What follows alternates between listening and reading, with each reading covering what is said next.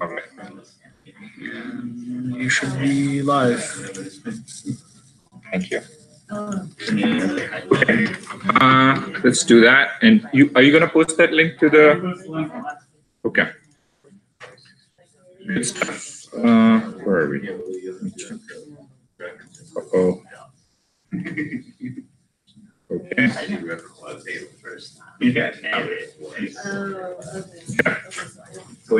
So watch more use. Okay. So make sure that doesn't try it.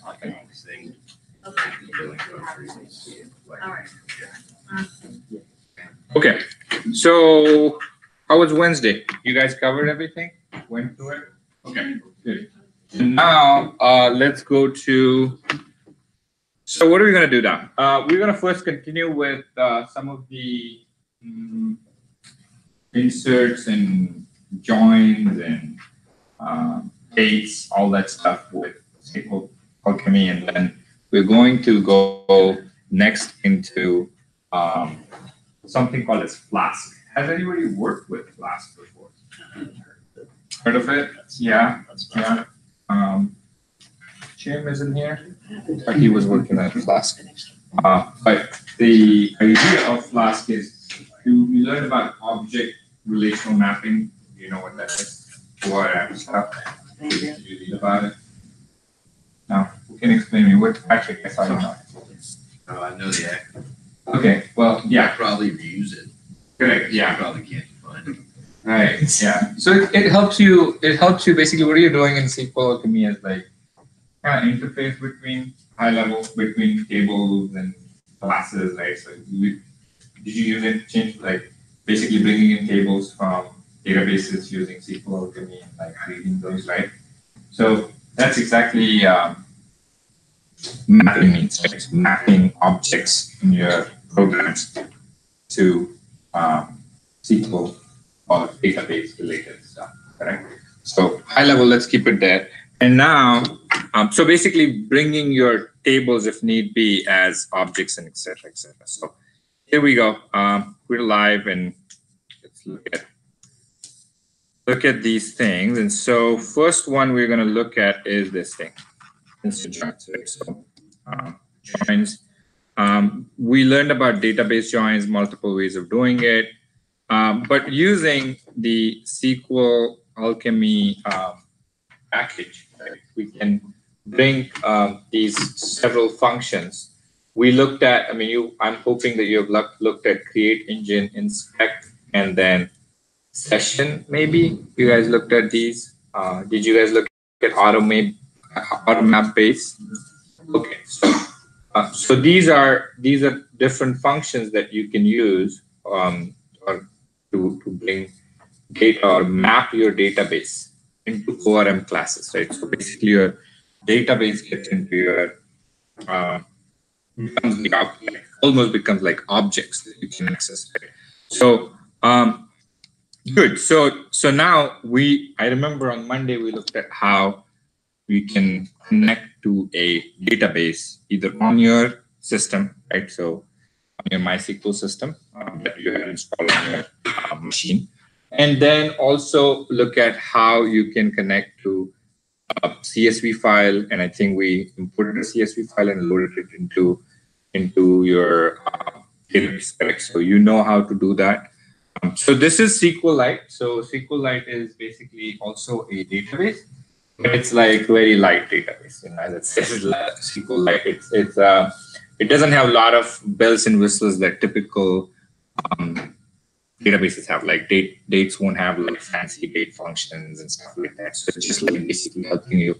And all the database is kind of a properly defined file structure. Right? We talked about that. Like it is a fancy way of storing data information.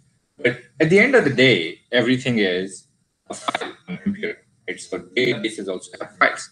And so when you're doing backups of these databases, when you're doing transactional logs of these databases, you're nothing but accessing different files in different ways and storages and stuff like that. So as we talk,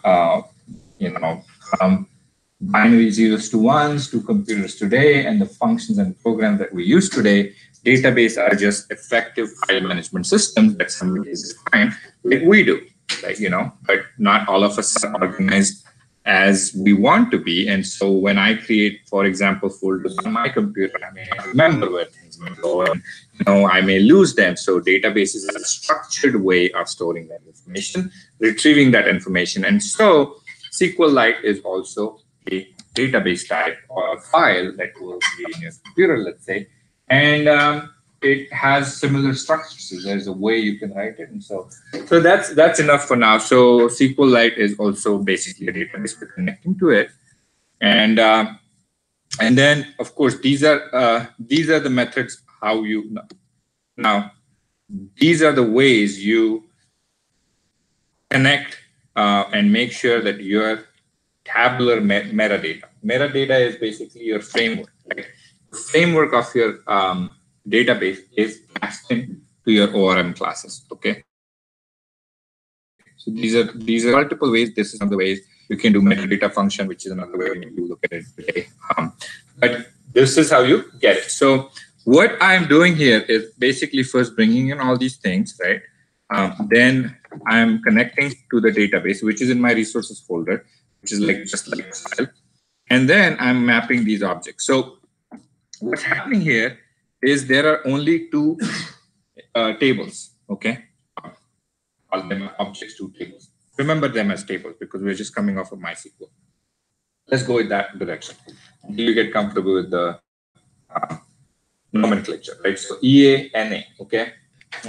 EA is European, and then all the NA is North America, okay? So mammal masses, so different mammals found in European countries and North America, countries in North America. So, okay. So here you are mapping Europe class, but think of it as this allows you to map EA table from your SQLite database and pass it in to an EA object. Okay. Let's think about that. Okay. So this framework right here in these 4 or 5 lines of code is nothing but allowing you to bring that EA table and put it into a object that we can play with. And then we create a session. All these are pretty much familiar things to you guys. Okay. So creating a session, and then going further, look at this query and look at it carefully. And this is concept time. So just observe it, try to focus on this, because once you get this is done, right? So now this is a format. I can say, well, I have an active session which is connected to the engine. Engine is nothing but my SQL database connection that I have. So in other words, now that I'm connected to this session, okay, I want to create a variable that is mammals. Session.query, query NA table, but I can't say any table. So I defined any table or object, which is NA is equal to that NA from the database right now, right here, base classes.na. Okay, just like that. So I have NA, so I'm questioning that. And then instead of where class, which we have been using, you say filter. Okay, just a different way of telling computer what you want to do. And so filter NA dot genus, which is basically what kind of mammal is that? And I'm not an expert in biology. Maybe some of you are. Is anyone here that knows what this is even? I don't. But some type of animal species, and so I catch that in, and then I tell it to show all records. Show me all records in this particular where you have.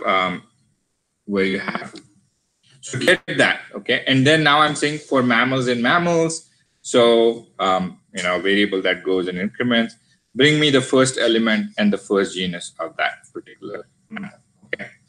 This is just a syntextual stuff. But is anybody still struggling with the syntax? Do you understand what we're trying? We cast in the tables, we start a session, we're querying this table, and we're, instead of saying where statement, we're saying filter.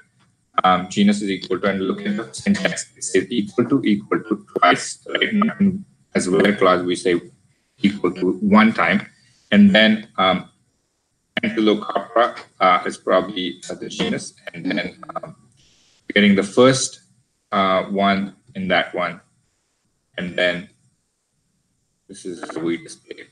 Okay. So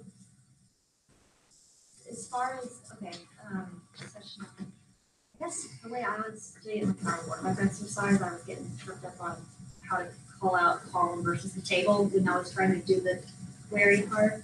So for the column, you put it in the double quote with the table dot column. Table dot column, yes. But that's how we did it in SQL too. We did have table dot column, unless there is only one table in the statement, right? So when we write the join statements, we either have to create alias for the table, or you have to use the name of the table dot the column name. So this is exactly how we did it. Okay, I think I earlier practiced. Yeah. Okay, so this is that. Is everyone with me? Any more questions? I know this is a new concept, a new way of getting it, but we're getting to a very powerful thing because companies like LinkedIn are built on these things. Okay, LinkedIn, I think a lot of companies basically are built on using ORM concepts and bringing data and the search function and stuff, and then doing statistical methods. So we're going towards that. So this change started to happen, I would say, around 2008-9, where immediately, like, there was this, in the history of world, there are significant, moments when mankind has learned something new, and there are so many concepts that you're able to merge them and create a new thing, right? I mean, exactly, right? Wheels got invented, fuels get invented, and stuff like that. So it was I feel like 2000 onwards, like the computers had become so fast and internet was discovered and all these things. I see that as a really like the next phase. And now we are entering into this new world where memory is cheap and RAM. And so, I mean, it's still not there yet, but we are basically, I think it's a very transformational time that we live in.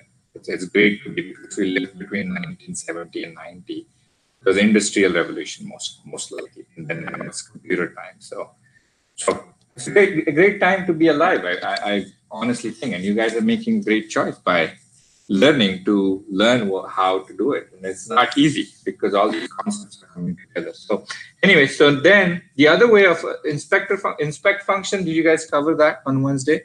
Okay, so you know that you can inspect tables also. This is just another way of looking at it, right? So if you're not comfortable with this new method, right? So new way of doing things, look at the inspect function. You guys know that inspect all the tables. So that's exactly what connecting to the engine. You're getting the table names. You have two table names, EA and A. This is same thing, and that's why I don't want you guys to get hung up on the syntax because in maybe 18 months, right? Moore's law, 18 months, all these functions may change. Somebody will write a new package, and then you will have to learn that, and you will have to learn how to mine it using that. So don't worry right now about the syntax. It will change in 18 months anyways. And so you'll have to learn something new. So get the concept. And trust me, it's very difficult to grasp the syntax on day one. But if you work on the same thing as you learned in the projects for even 40 hours or 80 hours or 100 hours, I guess like about 100 hours, things start changing and you start getting comfortable with the syntax. It's just like learning another language, right? If I go to Germany today, I'll be lost. Like I will be lost like nobody. I don't know what to talk to people about and stuff like that. And then once I start getting language, I might start more comfortable. Right? And so that's just how it is. So don't worry about it. But inspect functions, I mean, you should know basics, right? You should know like inspect, then you have to do dot, whatever you kind of need to know, like there's something table names, I get the table names, and then, after that, get columns. So inspector mostly has get underscore stuff, right? And so that for loops are critical, like for loops don't change between the languages. I don't think they will change for another 3-4 years. Hopefully, if you're still writing them. And then that. And so print C, name and type, right? And so basically, This is another way to analyze your table. Right? So in this, when you write this, did you guys look at this one on Wednesday? If I'm spending too much time that you already looked at, yeah, I looked at it. Okay. So here, if I execute this query, I'm getting all the column names and data types of those columns, right? So I'm getting ID, which is an integer, record ID, continent, status. And we're going towards a join. Okay. So as I said earlier, we have two tables, EA and NA. Okay. Now we're going to look at this one here, SP order. Okay. And we're going to look at what are the values in this SP order. This is so fast. This is actually hundreds of times faster because you're dealing with. So typically what happens is when you have an application gets the query, it converts it. By the time it sends it, I mean, it all happens in milliseconds, but this one is very native to the database. Right? This Python goes at the core of the database and like execute these things. So that's why it's super fast. And when you start running these things on an application layer, they kind of maybe tend to become a little slower. So this, again, you're trying to get first 100 records and between these two columns. Right? So you're saying, oh, EA table, bring first 100 records from EA table, the value for that SP order column, and NA also first 100 for SP order column.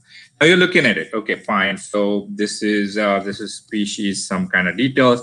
You see that NA has a few of these, and so North America region has some of these species or the mammals that have this particular classification. And then there are more of these in European countries, and then it starts carnivora, right? So carnivora starts, and there are lots of, I can't even say that word, and then carnivora, right? So basically what you're seeing here is this is just because you're only bringing that particular column. Right? If you wanted to bring more columns, that's fine. You can just basically add a word, let's say comma C.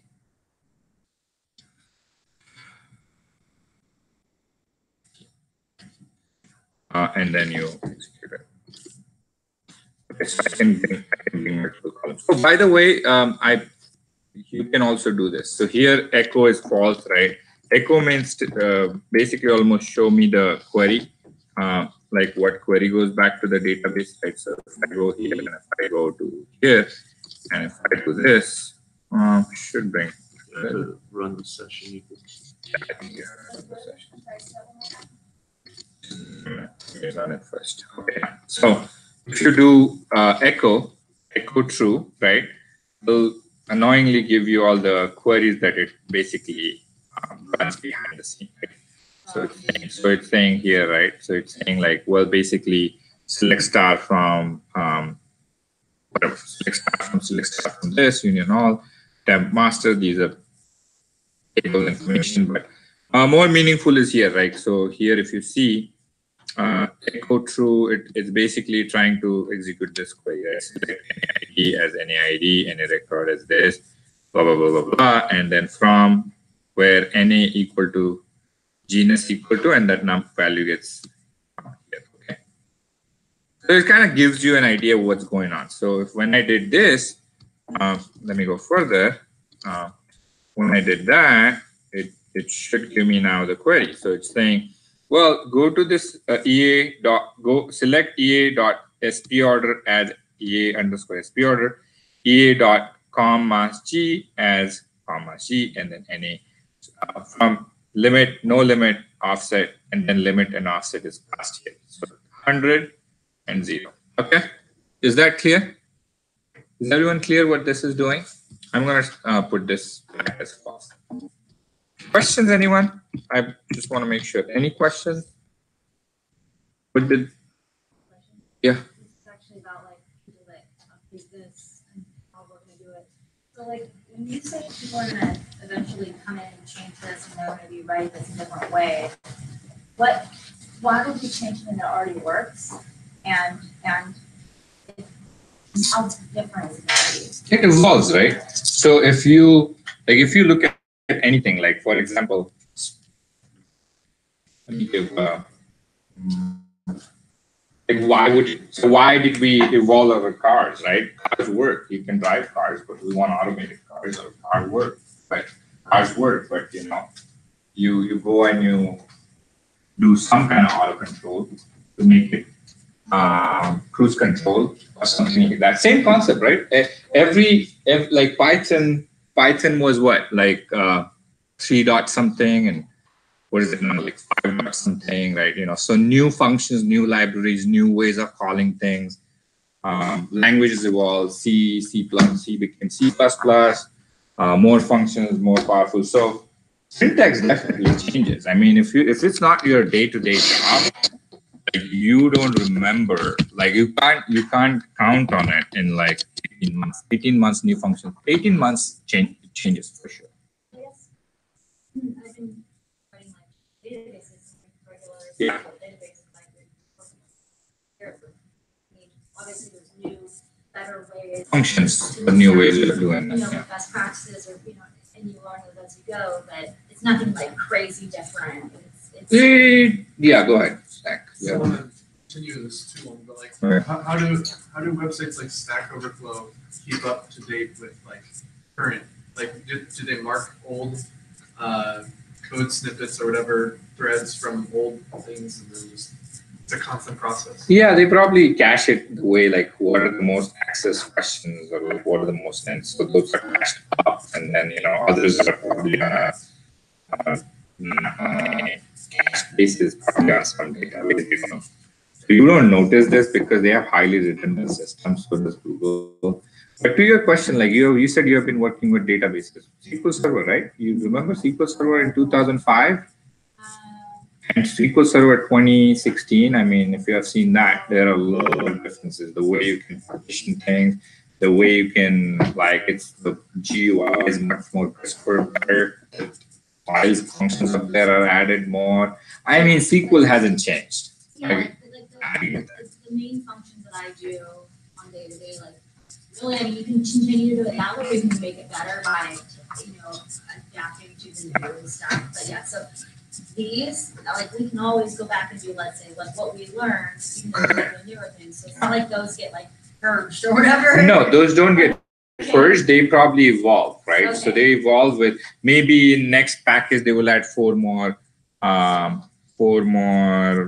arguments that you can now mine. Right? So these they will. I wouldn't say that they will change, but I wouldn't say that what you learned today. So my message wasn't like what you learned today will be obsolete in 18 months. Okay, and that's not what I'm trying to say. I'm trying to say that don't worry about the syntax. You have time to catch up on the syntax. Learning concept should be the goal of this exercise that we're doing. Can I add something? Yes, please, yeah. So when it comes in the real world in enterprise level, companies invest so much Yeah. in these technologies. So it takes so long to move to newer technology or different technologies. So if you, for example, master a language or certain skill set, and you invest in it, and then you're gonna be working for a company, it will take time for them to basically upgrade to newer. It has to be better, and at that time, you're gonna be willing to do that too. That's great point. Absolutely great point. I think once you invest in SQL Server, and you can't just, because there's Python, because there's Hadoop out there, you can't just like switch everything, right? Yeah. Because you have 10 people and 15 web applications written on SQL Server, the cost of replacing it is almost like founding another new company. But if you go online, you're gonna see always newer technology that actually, or languages that was actually built using another language, similar to Python was built using C++, but it's actually another just interface. It gets better. Yeah, you're right. It gets better, but may not change it. So some people will get to work on the latest and greatest stuff. It's risky too. It doesn't work, or it's good to work on SQL Server. You know that there are 50 companies in San Diego, and there will be at least 20 in the next 10 years. I can bet on that. And we are not going anywhere.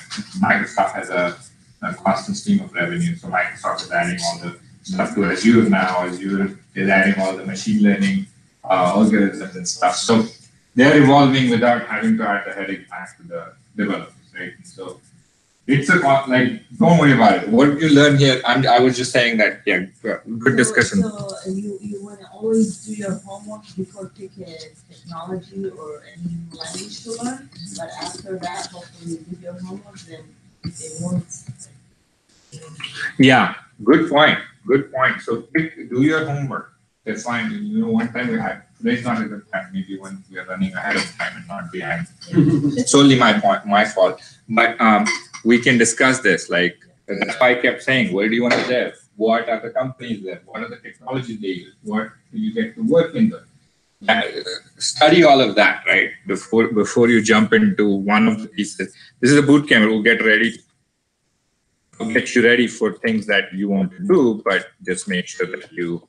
So I'm going to remove this, but this concept is clear, right? You can select query is this way. I don't know if you did this already, maybe the repetition. But, and then this is your joining, right? So joining is also not that difficult. So you're basically bringing in query, and I told you filter is what? Where clause, where this column and this side equal to this other column in the other side, right? So this must be this is very SQL-like. In fact, the amount of things you have to write is less. You see, the number of characters you have to type is very less. Yeah. So that's that. Okay, and then again you have to print it differently. But I feel like what happened here? I haven't installed everything on my computer yet, so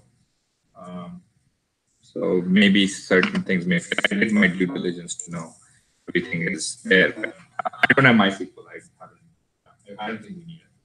But so this one, you joined it, right? When you joined it, you should see. So everyone's comfortable with the join. Let me stop here. Is everyone comfortable? Helen, are you comfortable with the join? What it does, you understand? Yeah, same thing, right? Okay, implicit join. Okay. Anyone? That's still stuck on why we're doing this. Okay. For record in same SP order, you say record this thing in the print it. See now when we join, we know that there are only few records, right? Only few records, not a lot. Because here we saw that up to probably to here, these are the records that will show up in the join. Question. Yes. Is this an inner join or? This is inner join, implicitly inner join. Let's see. So if you want to do a left join, I hope it works here. Okay, that's how it makes it.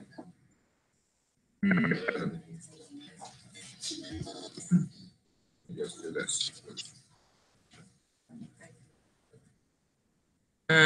Probably there's a function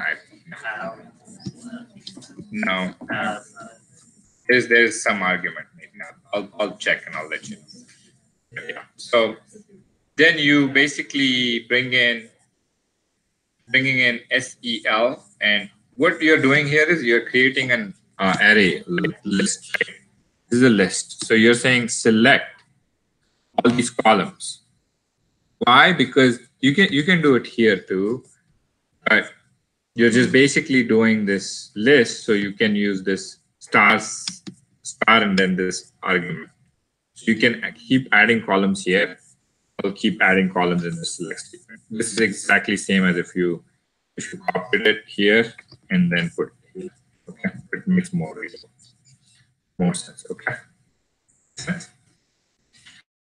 Anyway, so you could define the list and then same SP order. Now you're redefining that position, and then bring that. Here we are now calling this whole thing as record and then printing European animal blah blah blah belongs to the same SP order as American animal blah blah blah. Okay. So European animal, whatever, antelope, this particular antelope belongs to the same as American antelope, whatever, so on and so forth. Okay. So just concept was how to join. Okay. I'm sure you guys are comfortable. Hopefully, let's go to another new concept, which is, actually going to restart my Jupyter.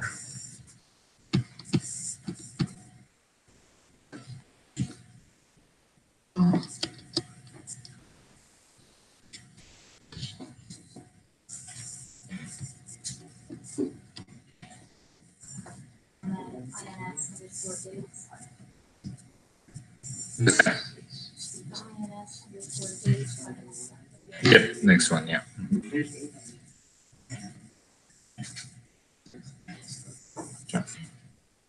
By the way, is there like a GUI for SQLite, or is it more just like we do it in these types of types? I haven't used a SQLite before, to be honest. Like SQLite is just a cheapest Like, where does it actually store it? Like, file. That's what I was trying to like, say. where is the file? Like, I mean, In the resources folder. So let me show you. Here is the file. Like, or, this. like, I'm sure there's a GUI, but here it is. It wasn't here. but I'm thinking like for the database. Oh, there must be something, of course. There is something. I haven't used that GUI or whatever that is. Okay. It's really cheapest, yeah. You're asking how we can access that file? I'm sure there is a Well, SQLite just GUI. like, just like when you say database, I'm thinking like we're inside like something and we're Right. for- Yes. SQLite GUI. I'm sure there is one. I posted one. Oh, you did? Okay. Yeah, DB browser for Because SQLite. that's what trips me up. I'm like, where is this bit? Like, Keep in mind that the GUI, SQL Workbench is not SQL. Yeah, exactly. MySQL is a server application running on your computer. SQL Workbench is just a GUI that connects to it. Yeah. Similarly, SQLite is basically just a file on your computer. This SQLite browser is a GUI application that reads those files. Yeah. Okay. Understood exactly that. Yeah, so that's a good point. Like you can today still develop a new database. You just have to come up with an algorithm of how you're going to access the databases and pointers and stuff. And that's what it is. Oracle defined some smart guy went and said, I want it to do it this way. Why is it doing it this way? And that becomes a new database. And you go home, you find someone else. Like in these days, you have Redshift. Amazon defines it in different way. It depends. So yeah, this is the GUI. There is a GUI always, and that's not. Yeah, no, that's fine. You know, it's, questions are good. Yeah, exactly. I mean, there's no point in learning something without knowing what we're doing.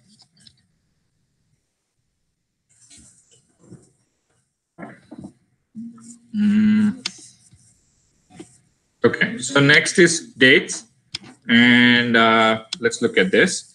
We'll really here what we're trying to do is same thing, bringing everything, connecting to a Dow database, right? Dow Jones, which is a index, and we're looking at information. And then inspect, you guys know that, get table names. There's only one table here, Dow. And this is a better way than doing MySQL, which was basically running your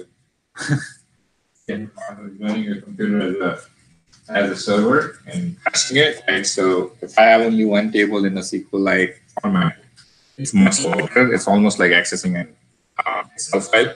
But this is no different than running a MySQL on a server and stuff like that. This is exactly the same. It's just a better way. So computers don't cache. And then getting a list of the names and types. So we looked at that too. We have these. Now look at it. The date is actually text format. And this is what I was saying earlier. SQLite doesn't have, like, you know, in a lot of databases, I think it doesn't have a date. I'm not sure. I think it doesn't have a date kind of function. It stores mostly as, that's why it's light. It doesn't have a lot of stuff, bells and whistles that other databases have. It goes really fast though. So here I've loaded this, and of course I'm going to look at it. I'm looking at it as limiting it to 5 seconds, and you see the dates are like this. in a lot of databases, the dates are formatted as dates. So DD, MM, and stuff like that. So it knows that it is a date. Here, this is random. This is just a text, nothing but text. Like in Excel, you can have a date as a text. We really want it as a, if you want to do the date function, you need date as a date. Okay. Now, okay, so this is again turning it into an ORM class. Now, the concept that I wanted to show you here is the first one is, well, how many dates I have. So session.query and everything goes in there. Function is a very important class in here. And dot count, right? That's function. Function dot count. You get the how many dates you have, right? So you got that. Like this function dot is also very, very useful because, like, if I wanted to, what is the second one? Average of open price. Okay, so if I want to get the average of open price, I can just go here and say AVG. Right? I think that should work. And then you can just go and say, I want the open price. Okay. Let's go.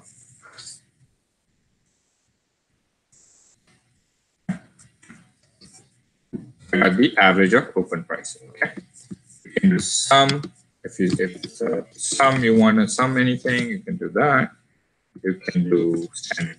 I think you can do standard dev and stuff. So whatever the number of functions, and there's probably a documentation somewhere. Do you have like a library for standard deviations, do you think? Standard deviations. No, for this one, we already have the library that we want. This is a SQL community.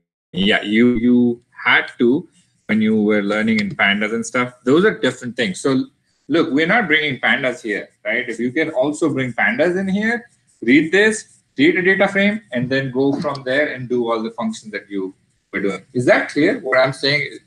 Okay, if you don't nod, there is no way I can tell if you guys are getting that. I feel like I'm just, so you don't have to do this. I'm just showing that you can just solely rely on this one. If you wanted, you can do connections, as we learned last time, bring it in. Now you know pandas, and you can go pandas route, right? Doesn't matter which way you go.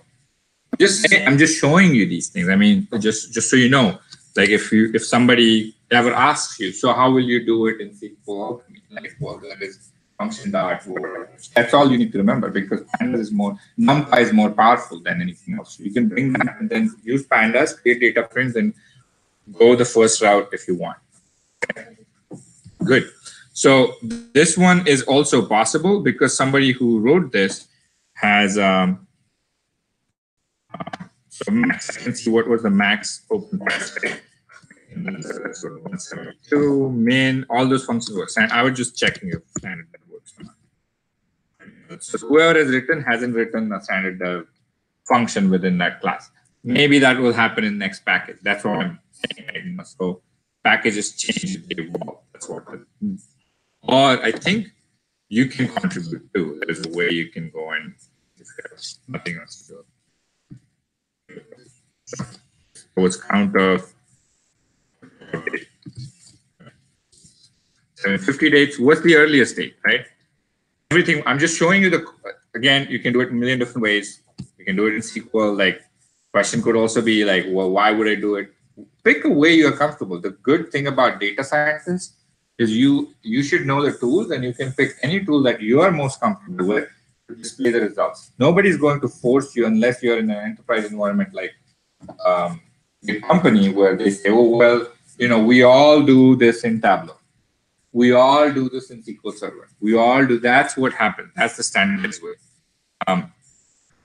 Then you have to go by that, or you can do whatever you want. But anyway, so, and this is all free stuff, right? SQL Server license is $15,000 a year, or something like that. Right? So this one is free. So okay, so session query DAO date. Look at order by. So order by DAO date and get me the first one. Okay. Yeah, I got the first one.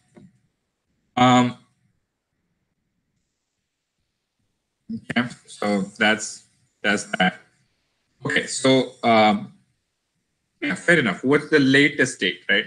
So what's the latest date? You can do. I don't think last works.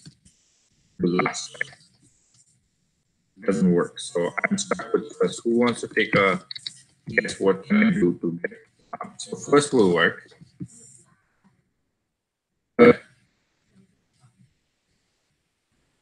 Yeah. Remember, this is a what do you call it? No, both won't work. But whoa, that's a way. Let's try. Isn't the date stored in the text?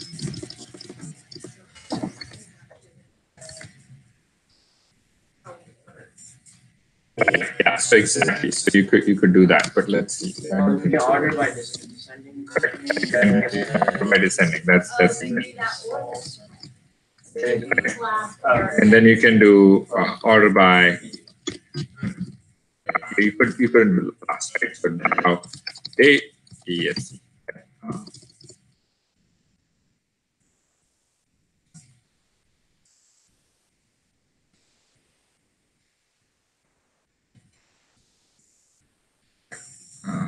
What is this? Okay, start date.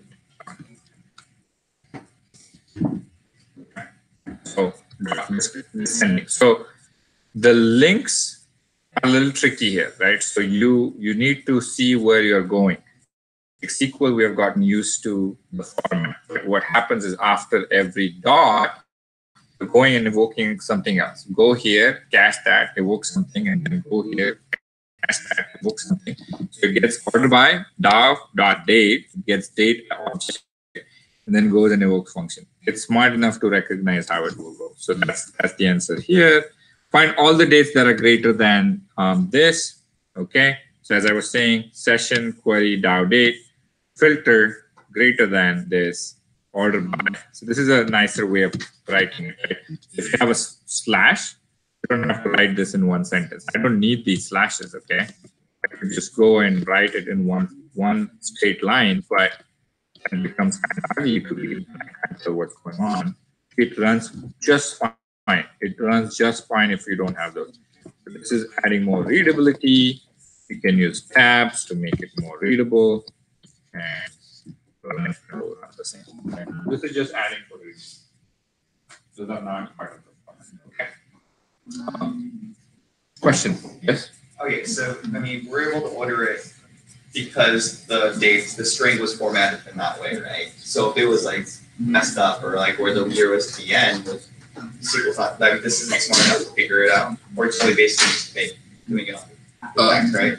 Yeah, Okay. it's right now. Yeah, it's doing it on the text. It's not smart enough because it's all text right now, right? But that's why you need date functions if you use other databases. Good question. Okay. So that's clear to everyone. I think that's about it. Yeah. So that's all the date stuff. What I want you guys to do is spend some time on the next activity, which is Activities. is an activity. I don't think we finished the last one. Oh, okay.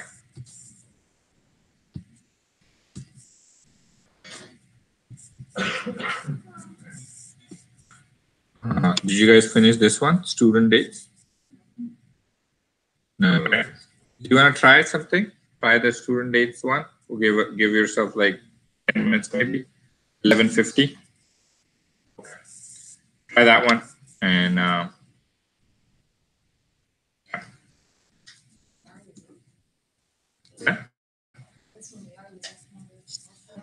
yeah, exactly. You can use pandas, you can use NumPy, whatever you want to use. I mean, I'm not. So let me bring it up, actually.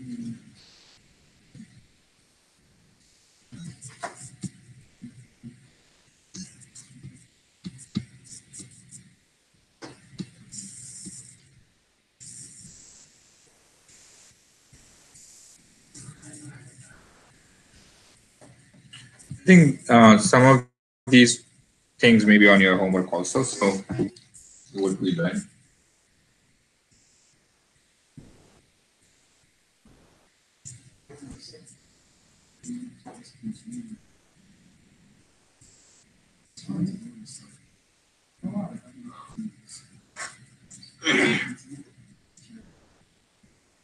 Oh, wow, okay. Hey, that's good. Okay, yeah, I think Nolan here is making a good point that the activity that we've already started, 11, if you go there is date function. So just skip this one and continue working on that one for a little bit. Actually, how about this? I'll take you to the next concept, and then maybe we'll break a little bit, and then at that point, a couple of more concepts, and the goal will be to build the final activity. No? The next concept is class. Class, yeah. It's not related. Yeah. No. Okay. If we're doing the review activity, we should go now. Okay. Have a break and do Fine. class. Sounds good. So stop this, Yeah, stop this one. Go back Go to back to activity 11, which is what you were working on this morning when we Okay. first got there.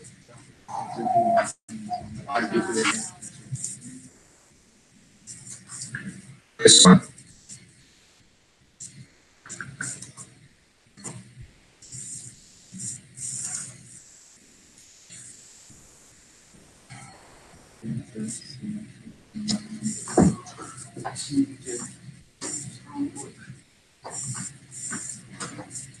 Yeah, this has both. This has join.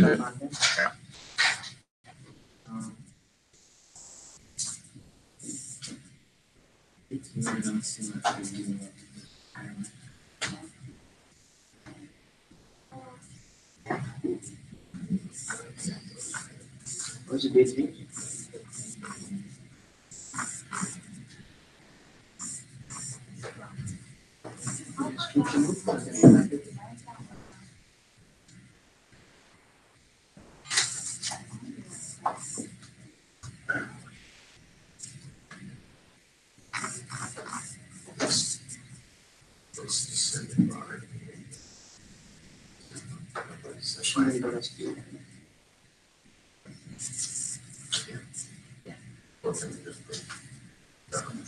I switch this to the bottom.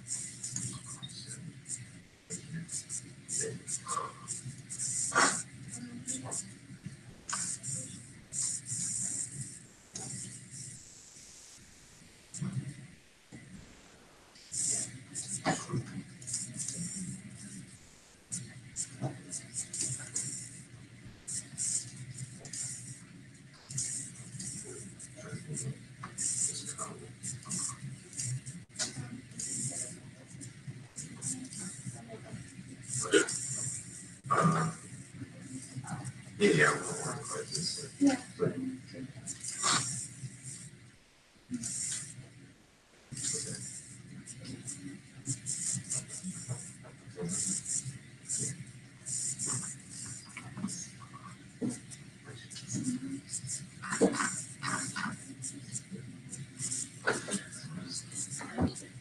So here is like also good documentation, but I'll post it to Slack. Have you posted this to Slack? SQL, have you guys looked at this? Sorry, not crossbow. No, I linked to it in my review session, but I haven't. Okay. So I can set that. Okay, yeah. This is a good blog. I mean, if this becomes your day-to-day, you probably will learn all of these. Resources, I'll put this one here. I mean, that's a function that I just sent you. Metadata stuff. I mean, there are many ways you can read the table. Not many, there are a couple of ways you can read the table. So,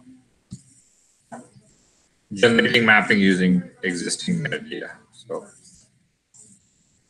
anyway, so I went ahead and posted the solution for the app you guys were working on this morning yeah, in Slack, okay. so that you guys can skip right ahead to the join session. Let's go to general. Oh my God. So on.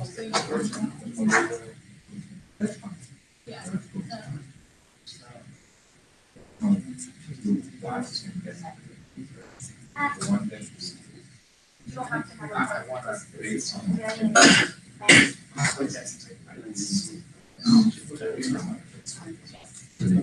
You can digest that later. Otherwise, it's not. So this one is like what all the phones are first before I.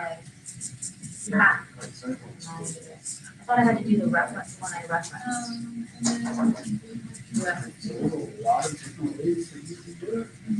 This is just actually the table.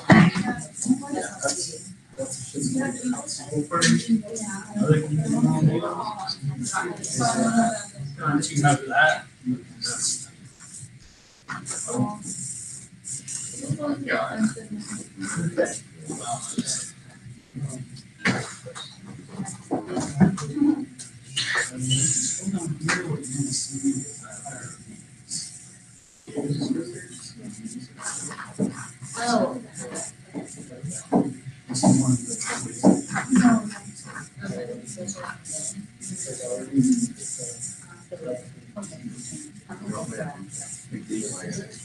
Like, long way on this one. Like, while I look at yours, I feel like it always happens.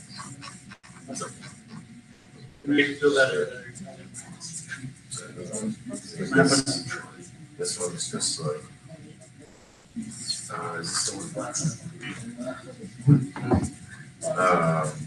Yeah, this one. Like, didn't even notice. All I did was, I counted covers. It works like this. Well, it adds up to 412. 412 rows. Do we want like the, No, it was. yeah. If you want to go all the way. No, I haven't.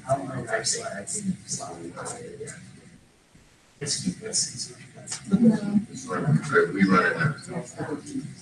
We run it. Ornaments. I just gave you the number of invoices. Like, why wouldn't you? Actually, let's review the code 11 because I want to move on to Flask, and that's a totally separate concept. So I was going to give 11 as a homework. It definitely combines a lot of different ideas. Okay, and it's 11:50. So why don't we just go through the entire code?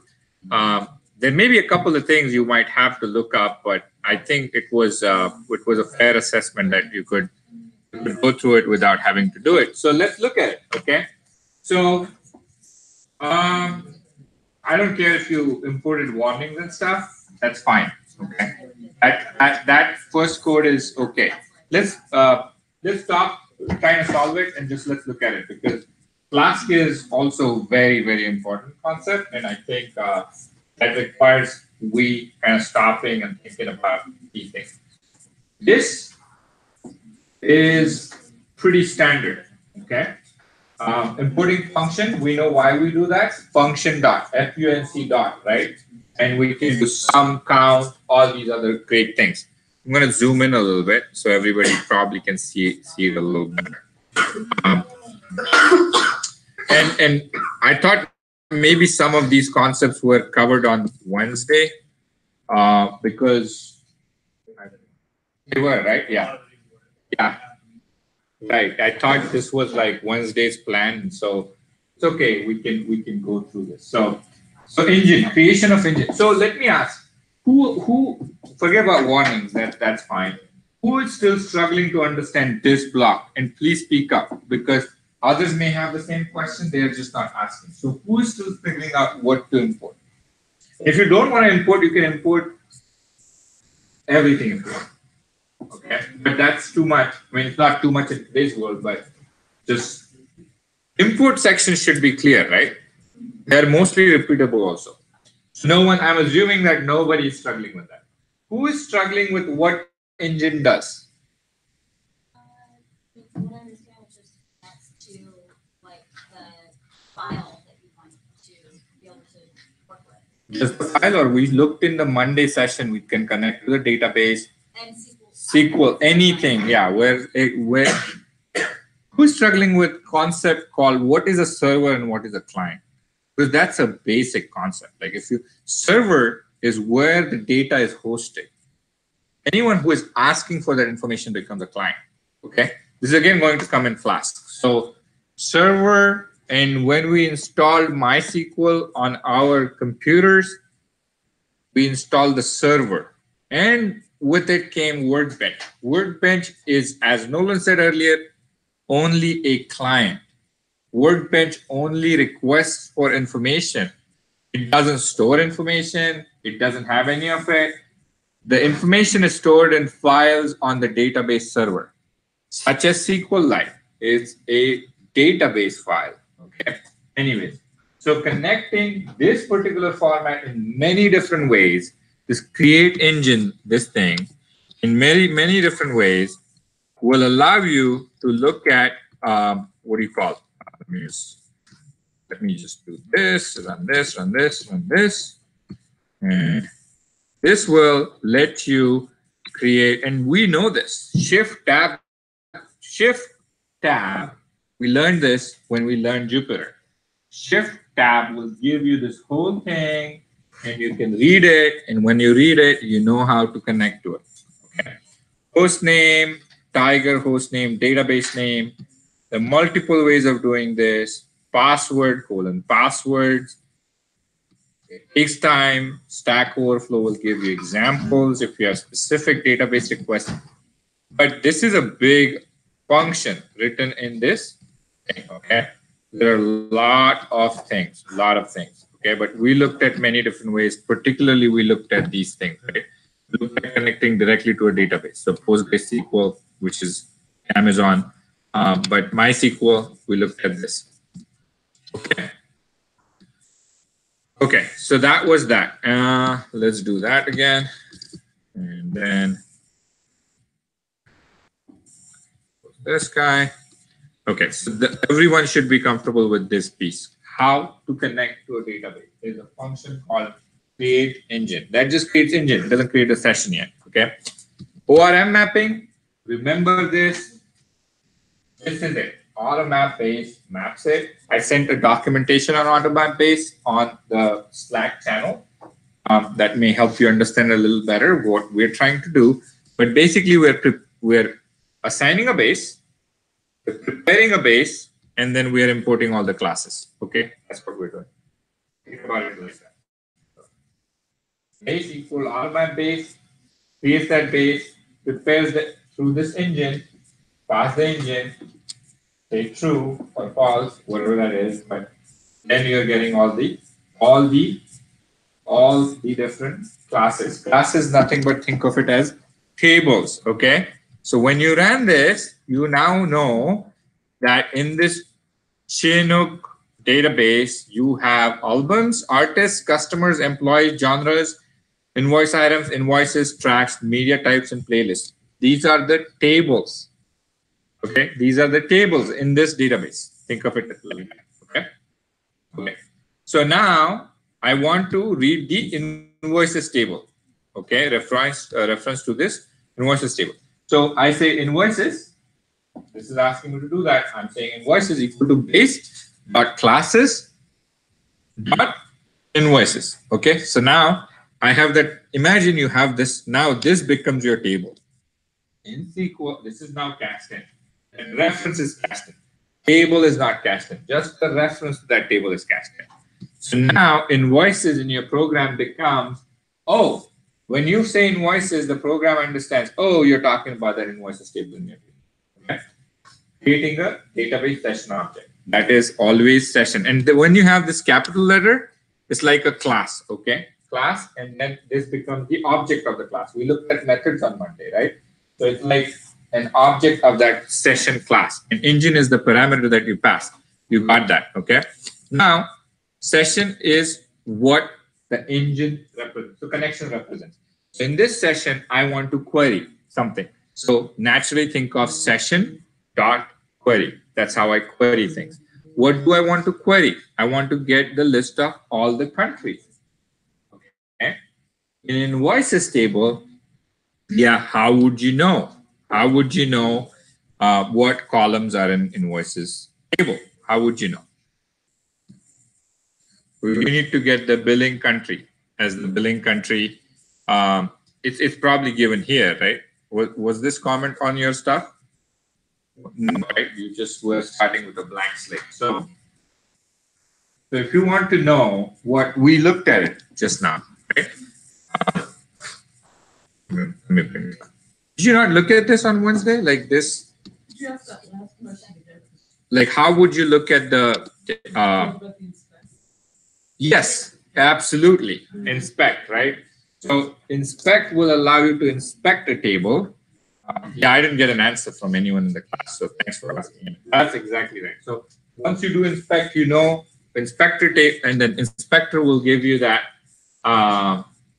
the table names and the column names. So you know invoices is a billing country column, not group by, not group by. It's just remember that everything here becomes a series of dots. Right? So dot, query this column, group by. So it's almost like writing SQL by saying group by. Well, you can just get invoices.billing country. If I didn't do group by, you know why group by is used also sometimes? That's a good point. You know why group by is used?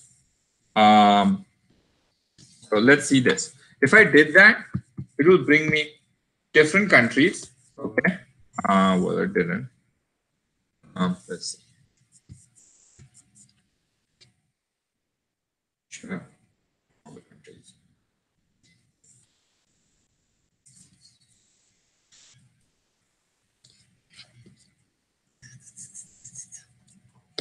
Yeah, group by is, oh yeah, I see.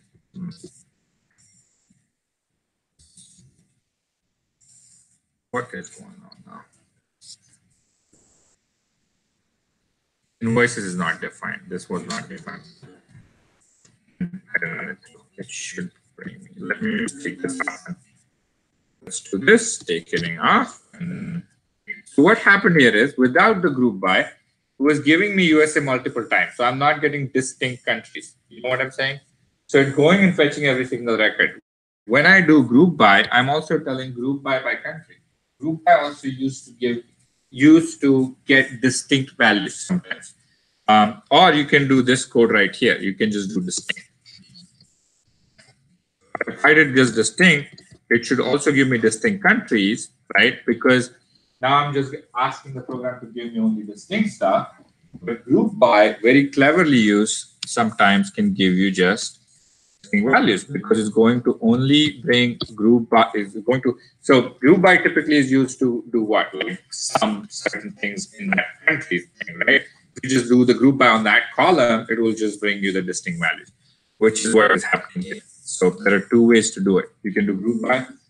Group by with multiple columns. What's that? With multiple columns. We can use multiple columns. But when you use with the same column, like for example, like here, if you have multiple countries, typically, let's say if I had countries, right?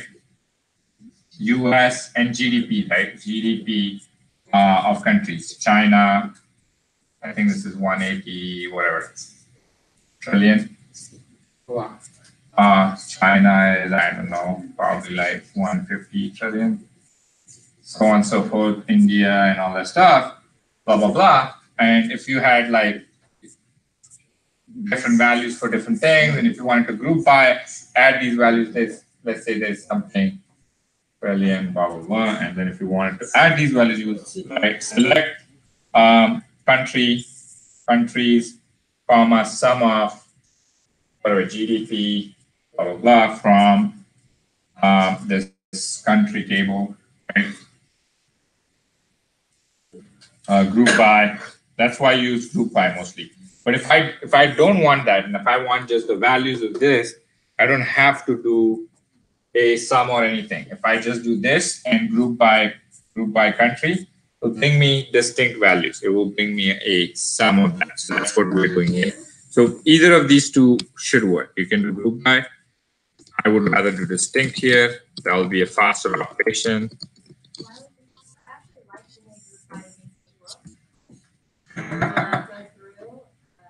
Yeah, it will be faster because what it does is the computer when it runs it, this thing will do this. So we'll bring US, and anytime again it finds US, it doesn't even it just skips that and keeps going.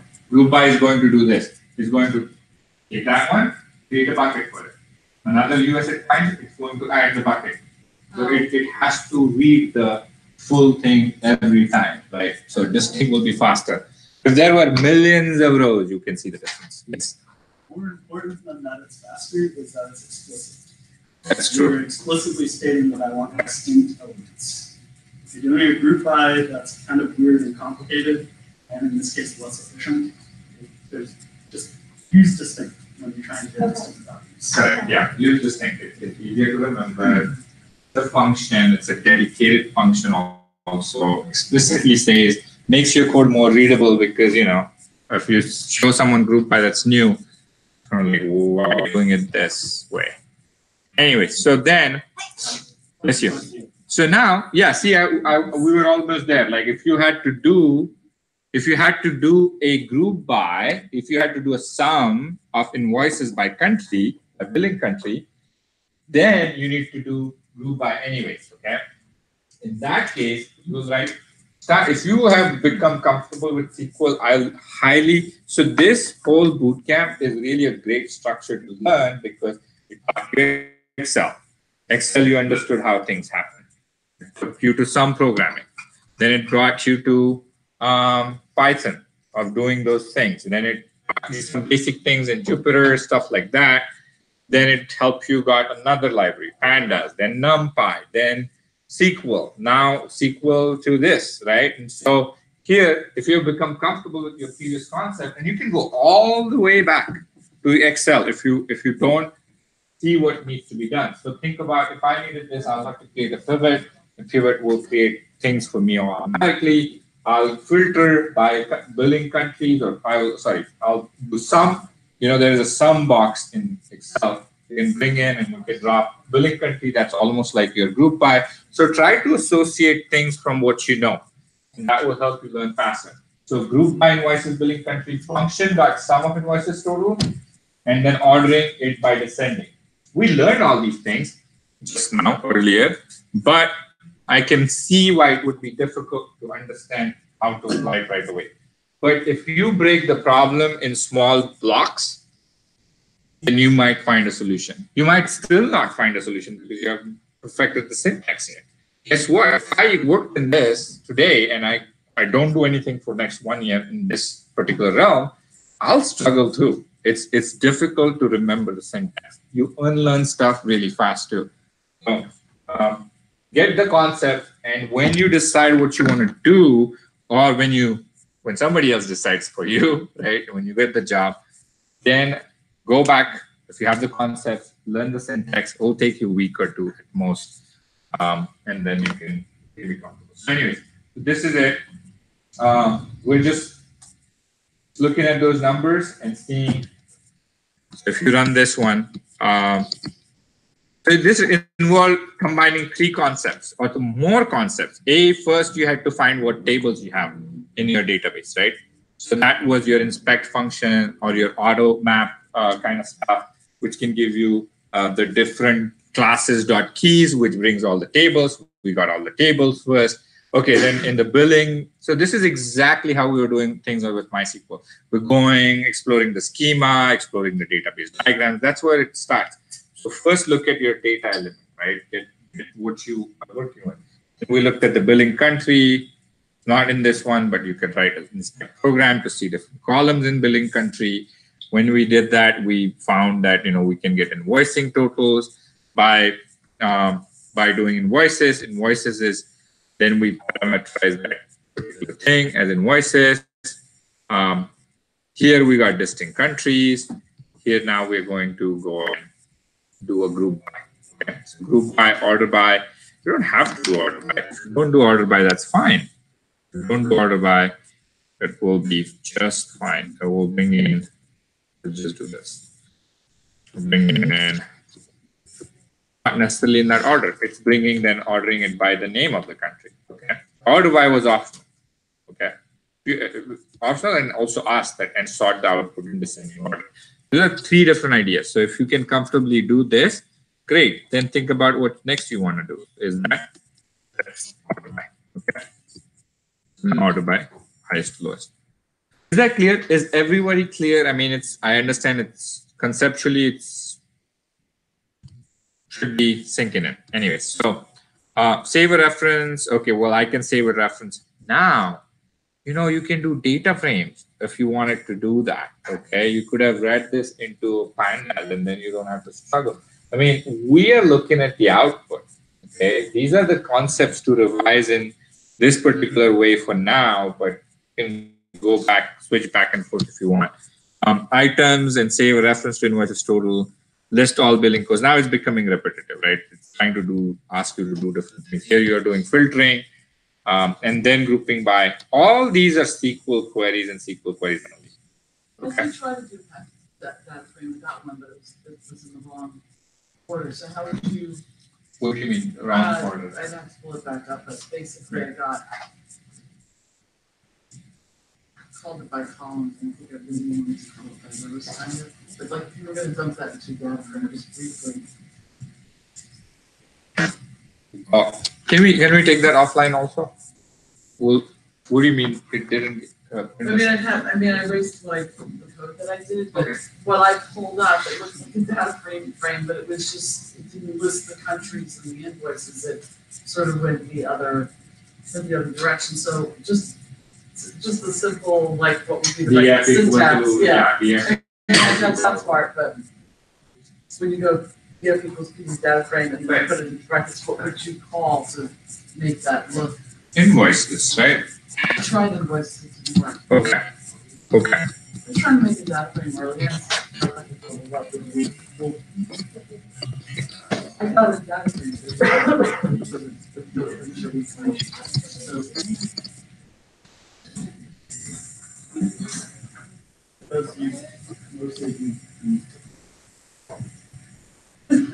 Do you remember the read SQL statement?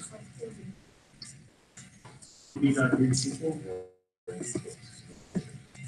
You got read SQL. So that was the function I showed you. Okay.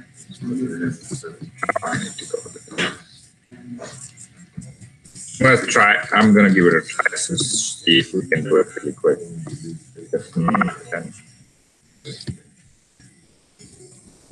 Regular life. I mean, Kathy was a great way to read that stuff. It is a great way to read. It is the best way to read that stuff. That's why we learned that, yeah. Because then,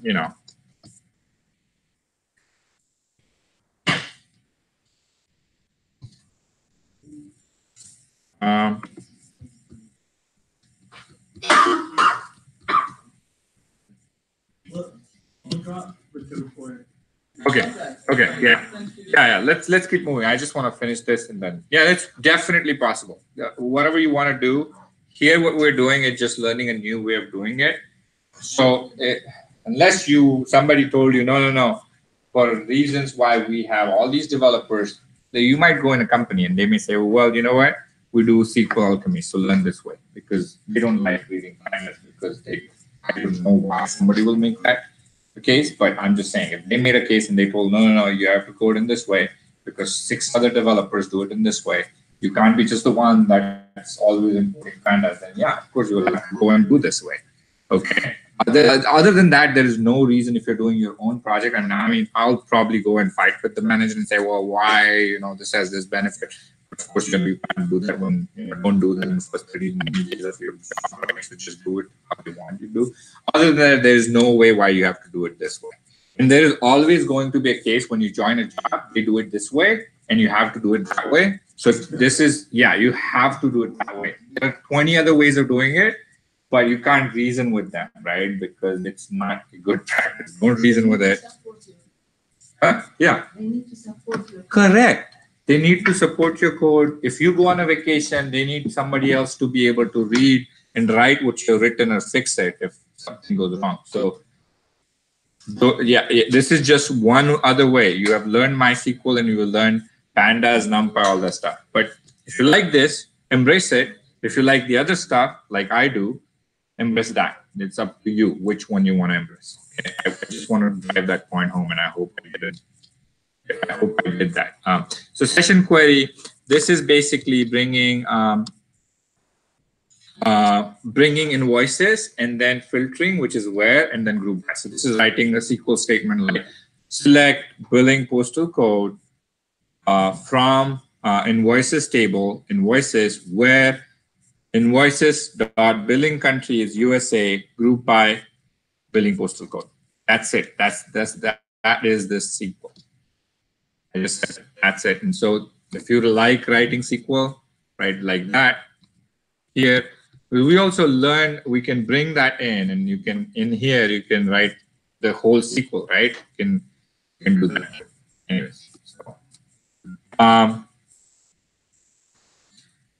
session.query function sum item. This is calculating item totals. Again, filtering by invoice ID, USA only, and so we want USA only. This is a little join condition because invoice ID is in items table. You guys get it? It's join because items table is invoice ID should match the invoices ID because you want to get item quantity and unit price from two different data sets. Okay. Did you understand this one? You want to explain to the class? I want to see if this registers this one. What is it trying to do? I wanted to get the item totals for this thing. What is it trying to do? So basically, from the invoices table and from the items table, you're checking out invoice ID. So basically generating the data, and from that data, you're basically multiplying the unit price multiplied by quantity. Correct. Because the invoice table doesn't have item quantity. Okay. Invoice table doesn't have quantities of those items. So that you have to bring from items table. And to bring that from items table, you have to see how these two will join. So we haven't spent time to look at the database diagram for this. We haven't spent time to look at what all columns we have. But that is something that's understood. And that's why, we have allocated these last two exercises. And sometimes I ask you to do it at home. The expectation is that you go in and you analyze that because it's not possible to. If I keep talking about this one, I can keep talking till 2 p.m. No problem. That's just what you need to do. You need to go look at it. Then you figure out, oh, I want to do an invoices ID. I just didn't wake up and think like, oh, invoices ID is the column that we should join. It has to be some background. Okay. And so you're right. And then function sum. And within this, you can multiply. Multiplication is this. Then you get unit price into quantity, right?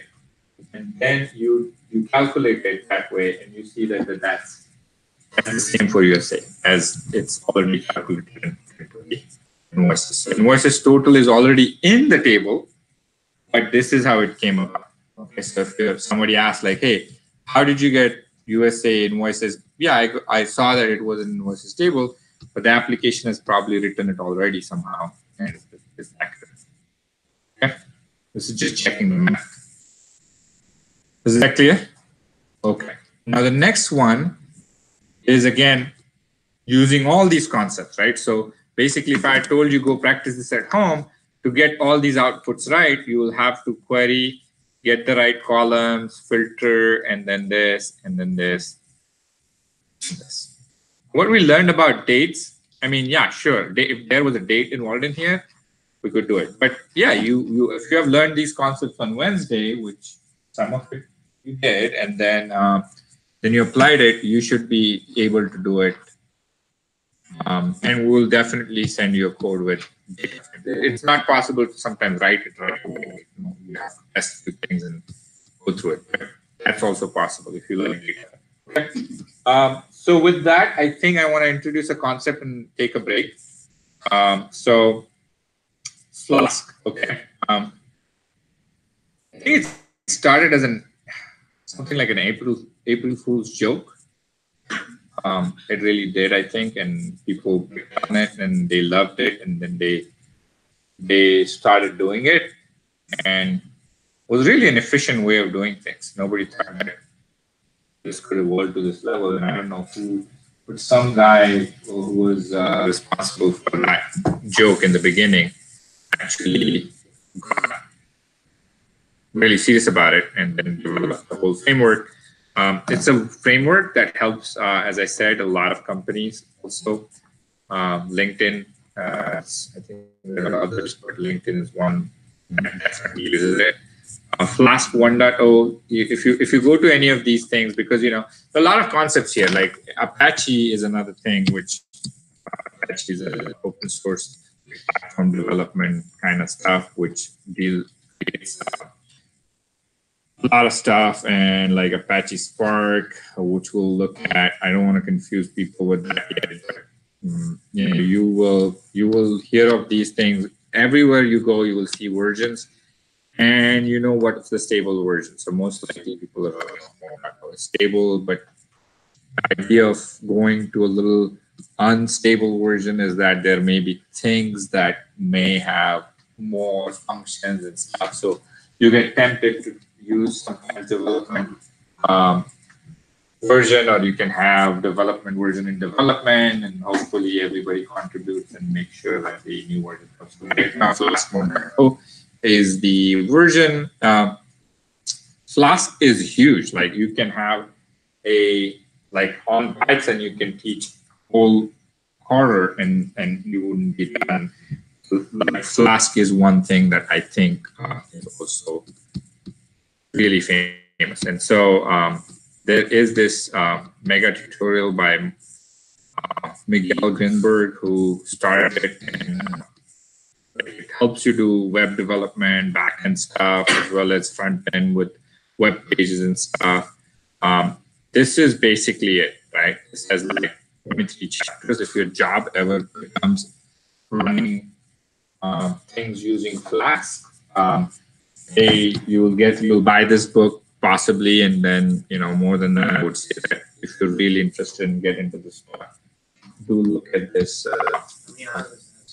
It's probably 5 weeks. But yeah, look at this. Do look at this if you really are interested. This is has really given a lot of time and developed all these great resources for people to learn this. Okay. Was that? Yes. Absolutely. Web applications, and then this is really powerful, very powerful stuff. Really famous in the last, whatever, 5-6 years maybe. Okay, so that's that. It's a cute picture. Instead of scary Python, possibly helps people with adoption. It's my opinion. But anyways, let's get back to looking at what this does, right? So, okay, so I think we're going to look at like these three probably right now. But again, and then from here on, maybe fourth a little bit, but like from here on, it's more really goes into our web application development kind of stuff. So I know some people had asked me, I don't remember who, I think Johnny asked me that, hey, I don't know who, but they wanted to see how far we can go in creating web applications. We're not, but I'm going to leave you with concepts that will help you do it, and if you want, you can go on, boom, finish it. Hopefully you can, so you don't have to do other application. I had a question. The jobs related to web designing, they are far more than the jobs related to SQL and other things. Because every company is going needs that. Yeah, every company in this world needs databases too. You can't define it. It doesn't go. One doesn't go without the other, right? You kind of need it. So, yeah, I mean. But not all companies use SQL, right? Yeah, that's right. Not every company uses SQL. Not every company uses, there's Drupal, this, that, different ways of doing websites, web applications, web friends. It's not one way you do it either. So, anyways. So So let's look at it. I mean, let's start looking at what Flask does for you, right? And so we'll go from there. So,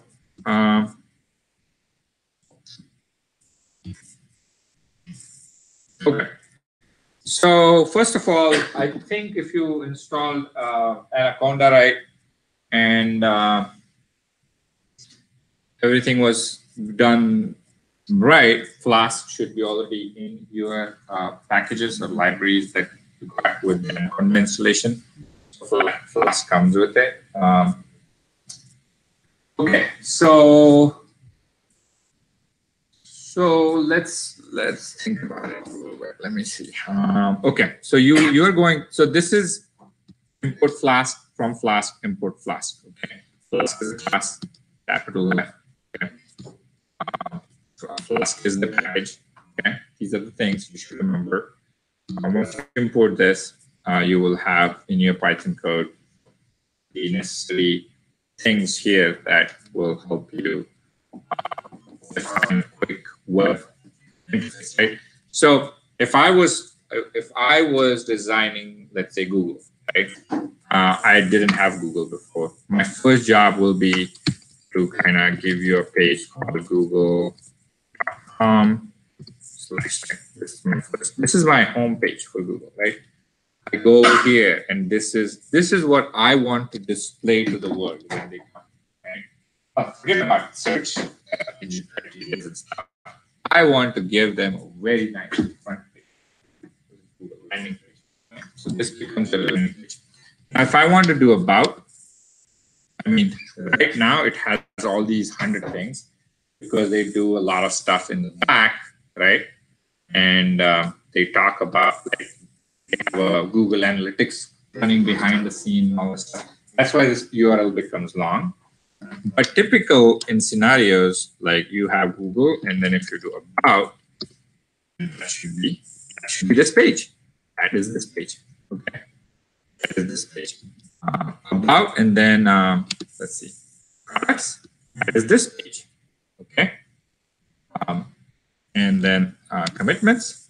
About, so that's our commitments. So see, this is what is everyone familiar with web? I mean, some of you who is familiar with web applications and developing web. Okay, yeah, of course. Does Wix count? Yeah, it does count. I mean, so that's another thing, right? Good point, right? So you will remember if your goal is to start your own company, you need to always remember whether I buy things, plug and play, or I build things, right?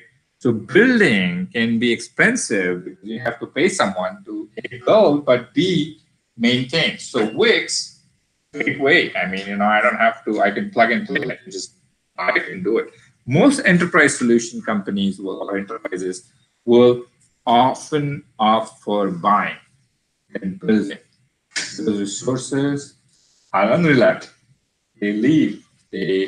They're expensive in a lot of zip codes. If you want to build it, but some companies initially decided, like Google, Facebook, very programming heavy companies. They build everything. They don't buy. So as a philosophy, you also need to look at your next employer. Is this employer a buy philosophy employer? Like I will tell you, like if you go to Qualcomm, they build semiconductors, but they buy everything that they can on software. Is DG&E, right? You work for DG&E? Who do you work for? No, you Deutsche Bank. Deutsche Bank will buy as well. They buy, right? What's your company? It was part of something, but now. Separate. It was, but what do they do? Buy or build? Both. Both. So there are companies that will buy and build both. I mean, everybody buys and builds both, but it's like truly buy or build companies. Yeah, So, a lot of customers. yeah. So FANG companies, Facebook, Apple, Netflix, FANG companies build. They don't buy. They don't like to buy. They like to build. The reasons, because their bread and butter, they want to make it complex, so no one can copy it. Sometimes, they don't want to give their secrets. So that's the thing. So anyways, back to web pages. hope everybody knows HTTPS///. So there is some code behind the scene that brings this page, right? Even if you use Wix, you will have to give this information, like what's your home landing page and this. So you need to, so this is built somewhere and kept somewhere, right? It's kept on some kind of server, not just one server in case of Google, but thousands of servers. This is rendered from the closest server that we have, so it's fast. Okay, so hope everyone's comfortable with that concept. So now Flask, we said, is going to help us build some kind of web application, right? So let's look at this code. Okay, so in here, what I'm trying to do is I'm going to create something called as Flask, whatever name. Okay, just __ name. Flask is a class that we imported. This Flask inside of it does a lot of stuff. Okay, we'll go and do a little stuff. Okay, we'll get there. So when and then when I say app, which is @app, this whatever I created, app. The first one is / the first slash. Okay. Let me just see. It should be activities. Okay. First slash. I want to define home. This is syntax where server received a request for home page. Okay, this is my home page. So Google's home pages. Actually, it doesn't show, but Google's home page is this. That's the home page. /store to take it to store.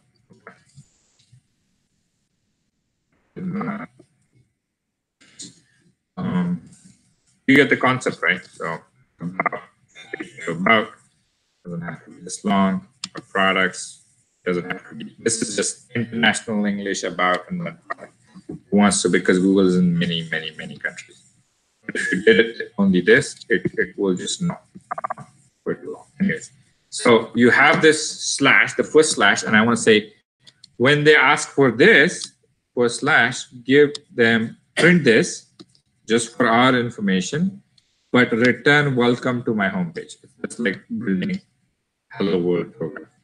Then define what to do when user hits /about. So if I hit /about, then I want to just say welcome to my about page, right? So I haven't built the whole thing yet, but I want to create this framework, and then I can improve this return code into something larger where we text and stuff like that.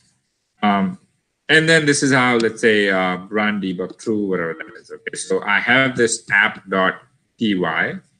Okay, this is a Python file, and Flask is going to help me build what? My own small demo website. Okay, so we're going to use Flask to build this. Is everyone clear? Is that clear? Okay. Okay, so let's go to git bash and cd desktop. No cd, right? Cd command change. Everybody knows cd? Okay. Cd desktop and ls. Everybody knows ls? This part. There are three things. This is a folder. It shows there is a folder after that. And this is desktop. And this is my page. So let's look at my desktop really quick. It's clean, better than last time because I had to keep the old hard drive out, put a new hard drive, install Windows, all that stuff. Yeah, so it's clean now. I have this one. This page is sure. Where did it go? Where did it go?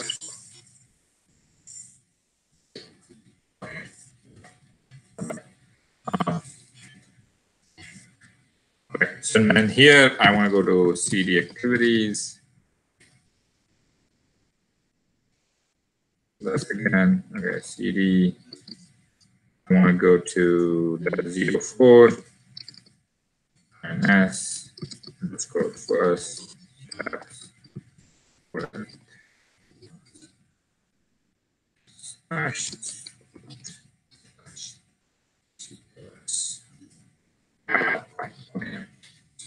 To run app, I wrote that app. So you just say this.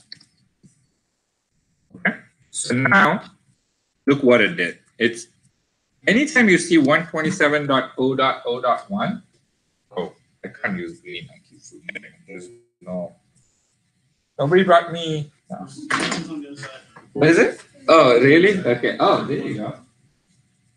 Okay. Thank you. So I saw the blue. I was like, this should be somewhere blue. So 127. Is this better?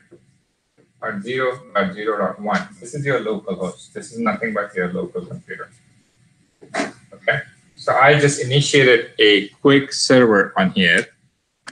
And if I did things right, if I do, and then 5000 is the port, okay? This is the port number. 5000 is the port. If I did things right, if I do HTTP 127.0.0.1 port 5000 slash, oh, didn't work. Wow. Should work.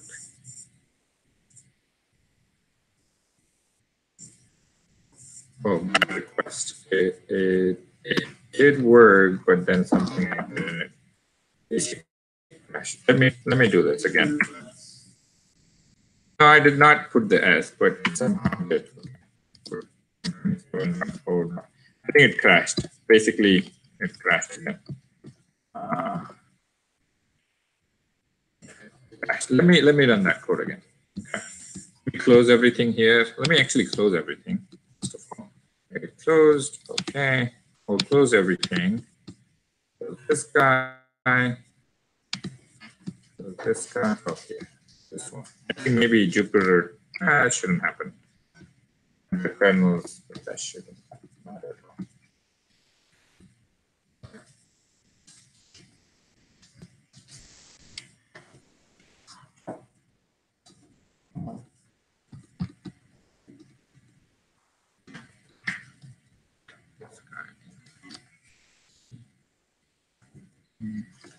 Please stop this guy.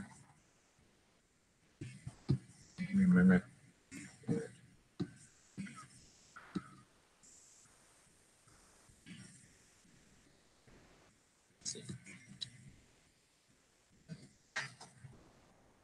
Z.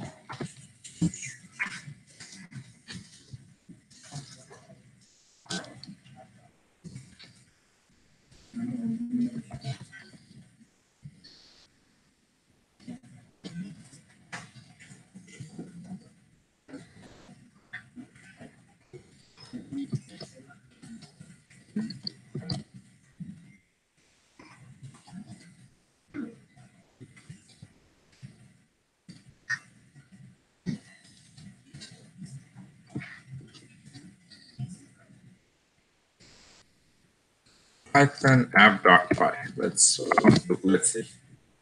Okay. 110. Let's see. And let's see now. Then go here. Welcome to my homepage. Okay. So it went in and it did pick up that code and it displayed it here. Right? So if you see app.py, I had said, well, app route, if I do this, then whoever asks for that, give him welcome to my homepage, exclamation point. And exactly what I done. Welcome to my homepage, exclamation point. Okay. So I've successfully now created a small first tiny step towards creating website, a web application, which helps me create that using Flask. Okay. So now the next thing that it should do is /, if I do / and do about, right, that's what we're looking at. Basically, you're looking at this, and if I do about and do that, that should give me something different.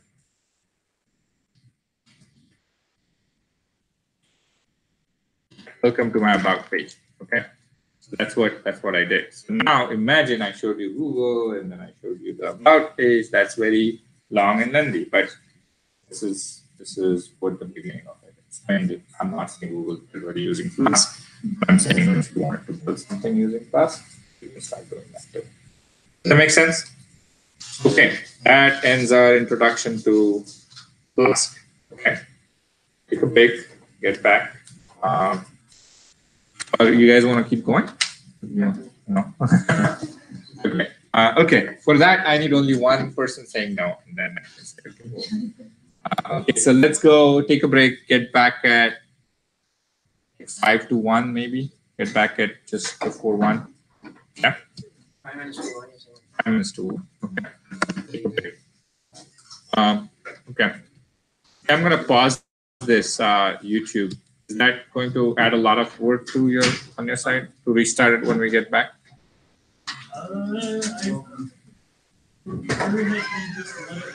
Okay, let it run. Let me see. Let me see what my. Okay, yeah. Let it run.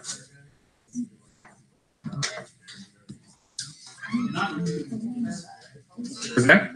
No, no, it's not using it. It's using. Okay. One video, like, slice it. Yeah. Oh wow. That's awesome. All right. Yeah.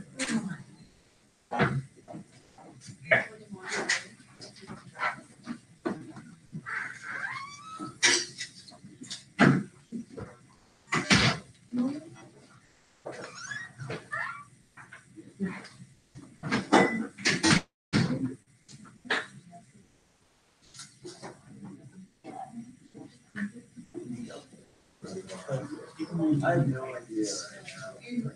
Like Abraham, I still don't know this issue. Yeah, where was this one today? Really? Okay. I is a Python class that implements What they call it the last thing. does not do the table itself.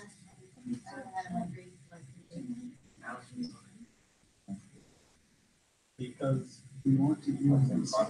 Yeah, what would you matter starts the Python class that implements the table. So, this is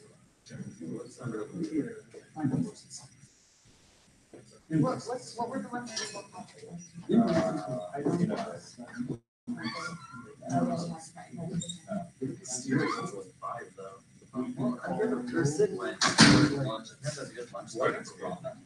This class got personally, my opinion, I'll read more written still. And that's parking here in that area is huge, large, huge. Oh, yeah. It was, so we use the same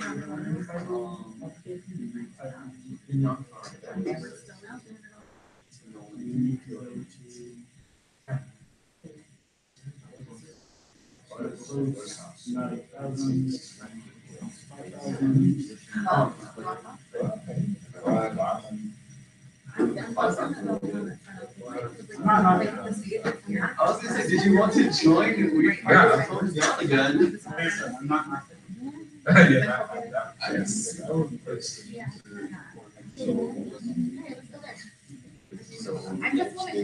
I would love to spend a lot of time like, so like usually bring them.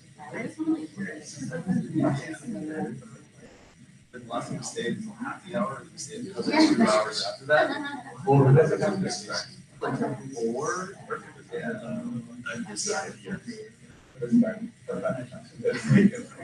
Slow there. I think it's Started an hour.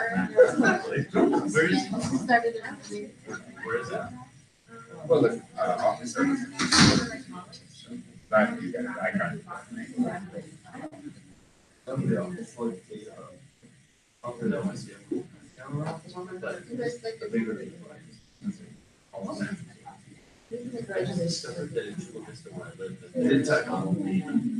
these cameras but they're not 3 miles. I don't know. They were to, it does look good. I walked by it, ate everything. Getting ready for Monday. What's up? Yeah. How you doing? Doing alright. It's going. Things stabilized a bit? Nah, it's just no one's making decisions on things that need to be delivered. So I'm just Well, that seems like the worst of all worlds. Yeah, I mean, everyone just thinks like different chemists think we're doing one thing, us data scientists think we're doing another thing, and then product development just thinks a completely different thing. That's the shit show. I'm curious, when you have when you're indexing on iPhone, you have like a bracket, maybe two semicolons, and then some number. So this, what you're talking about is called slice notation. Okay.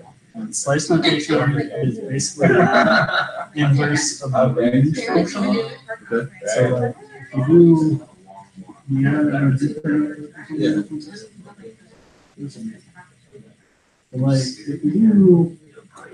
say this one to four. Stepping by two. So I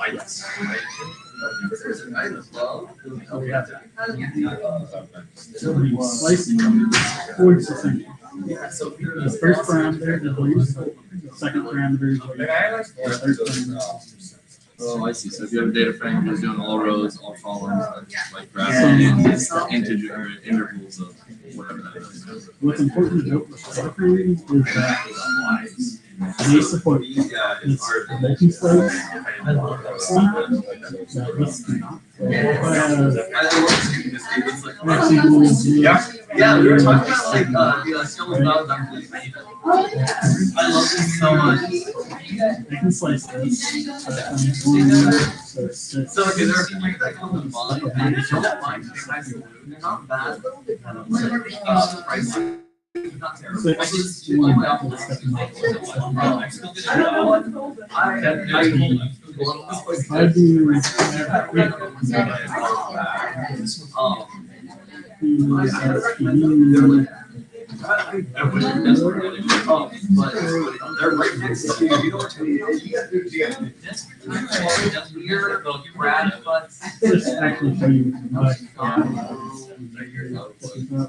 Let's see why. Express.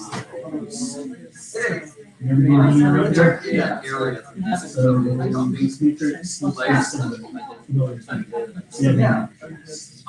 Because it's two-dimensional, like Chinese versus Japanese, you can do multi-units. So setting to 0, 2. It's pretty good. It is. In any case, it's taking a 0 straight to Yeah. So you're gonna be slicing would be you can iterate through the rows one way and then iterate through this is, And they put it in the middle of the so I'm going to move 0 columns to this person can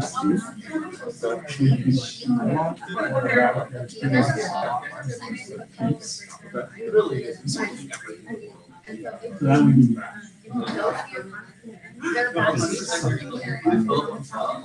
would be sure. It's like yeah. So the first 5 rows it's 225. It's only keep something do reverse indexing. Do that. I think we're like 2 last. I love So the slice is basically the inverse word. How are you doing? I'm doing okay. Are you okay? Listen to the stress. Oh yeah, this baby is a little fussy.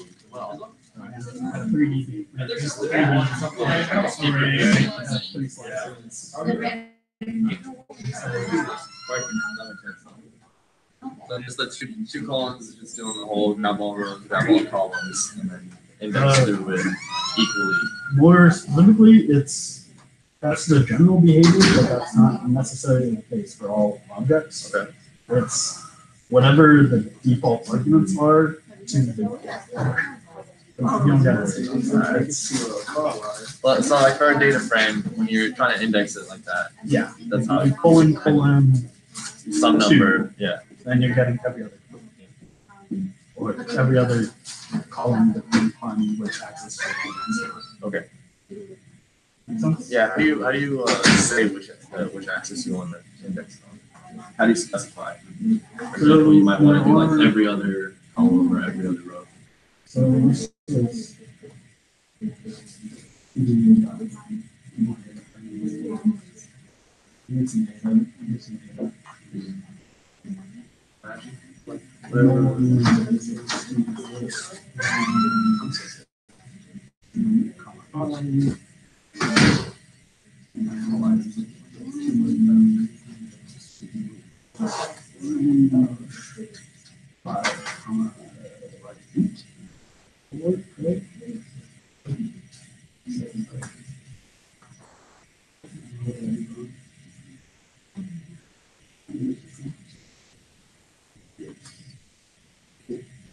So now we have the space plan with rows and columns. It used to be the pandas had different, it might honestly still have different row and column indexing. But the easiest way to do it is to just use the common block. So this is going to be keyword based lookup. So you can actually say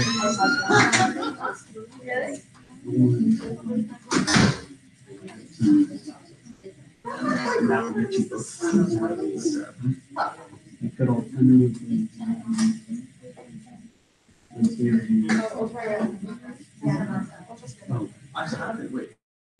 block is where I'm calling. So if we want every other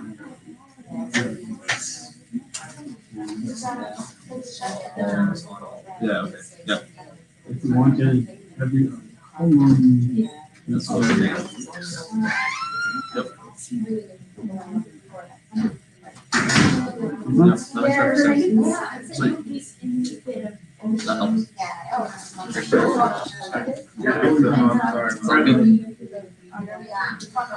How's life? Yeah. I just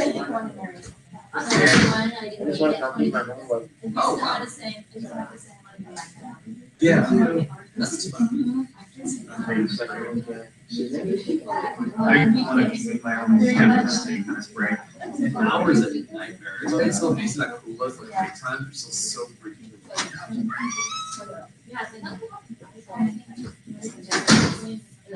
yeah, I thought this makes like some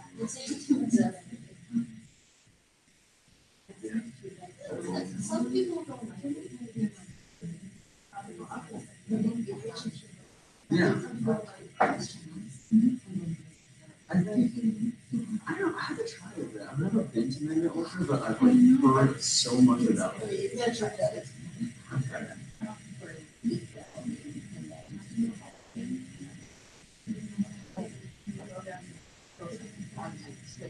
Yeah.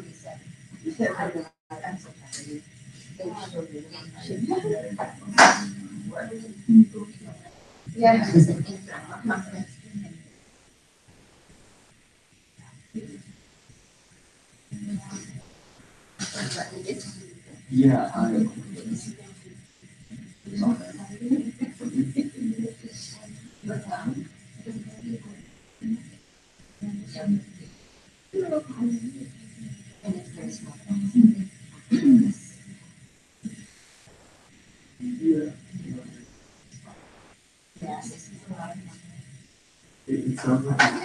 yeah, I think I am because probably the second there there's the exact same week I was after I was taking my girlfriend.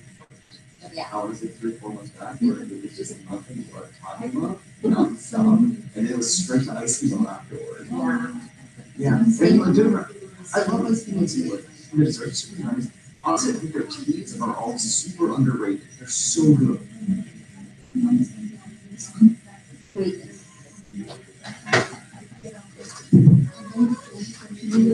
Yeah.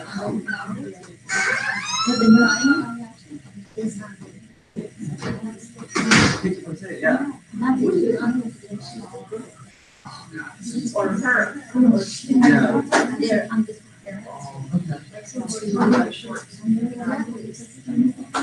Yes.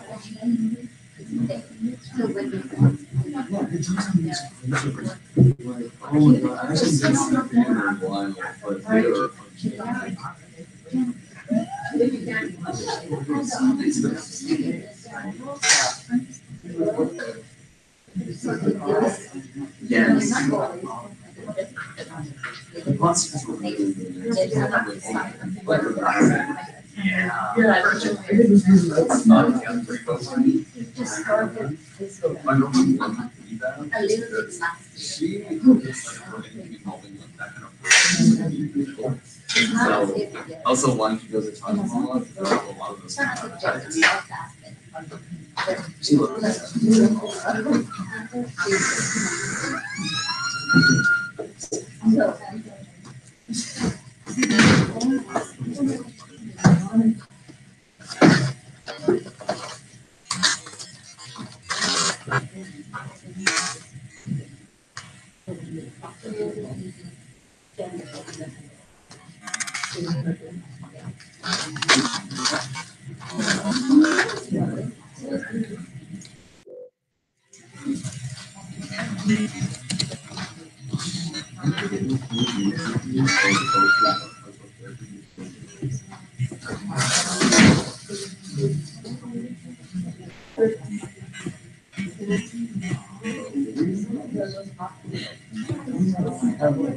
Code or text installed?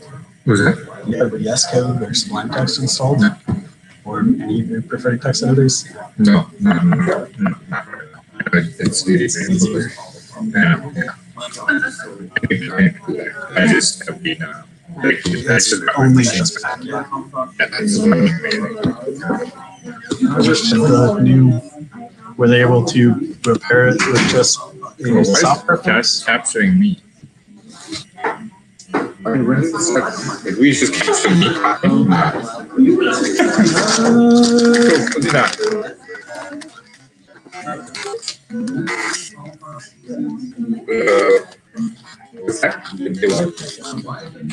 Were they able to fix it with just a software reset of some kind? No, or did they did a session.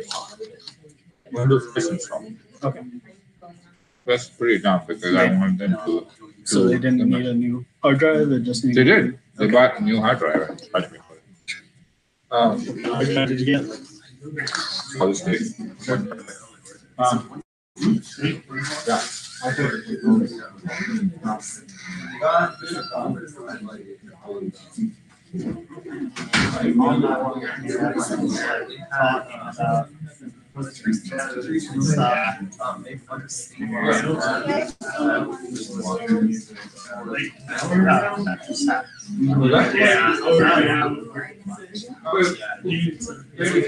Every single year.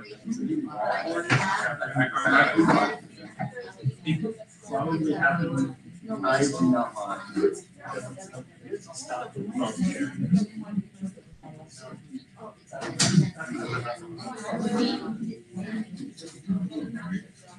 My it's at least you should go there and just hang out in the magic room. Because that entire room dedicated to magic, you don't get a bag, you get it, you log in, just look at the cards, Yes.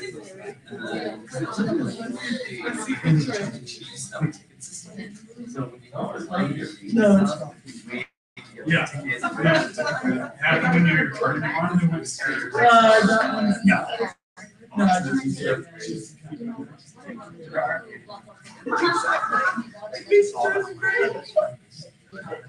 Really, you man. So I like it. I love working.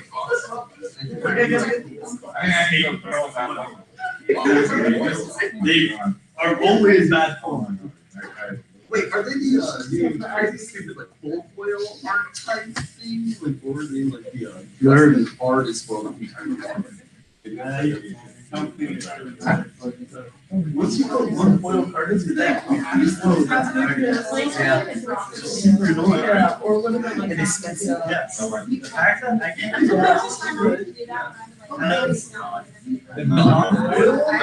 Really? It's not.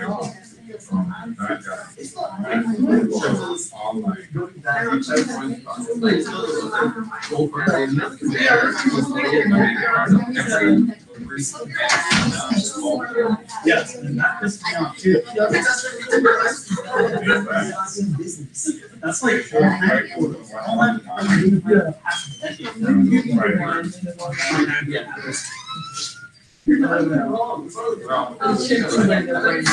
Stack of like perfect.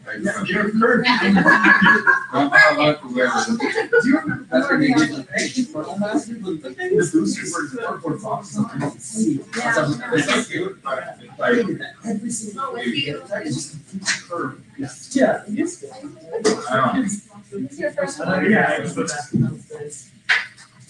You have like a schedule form. Yeah. I see it. One that looks really Yeah, nice. that's the best of my friends But have. it's also. Good try. Practice, the stricter the schedule, the better they have more like. But he is not, he's not, it's like, well, everything. Yeah, I see it really. I'm like, they- It's 2 weeks. what's the? We Are you gonna do Christmas photos? Yeah.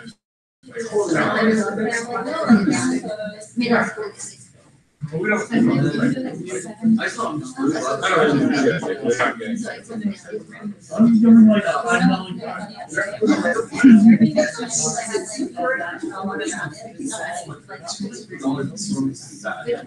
Yeah. It's fun. So I have, I still have. I'm happy to So my roommate Becca and Jason and I, we all travel. We were in town and we had friends like that's new areas. We're gonna like travel. He's like,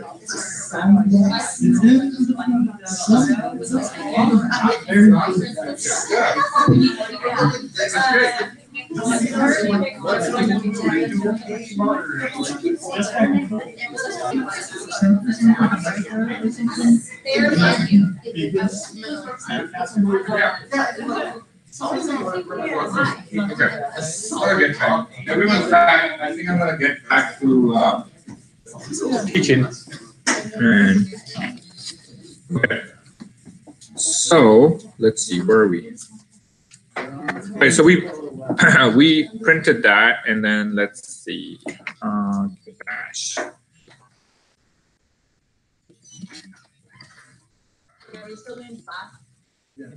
But yeah, the rest of it is just plastic. we're gonna keep doing class for the next.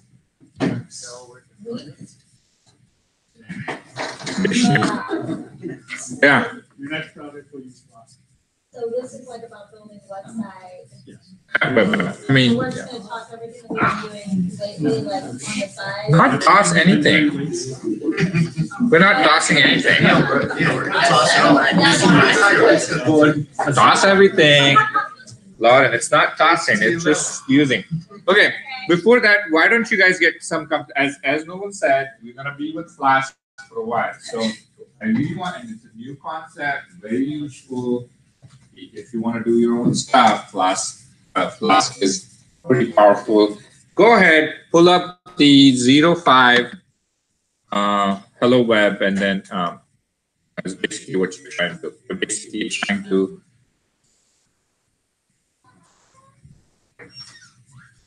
these are steps, and you have the code from the previous file, right?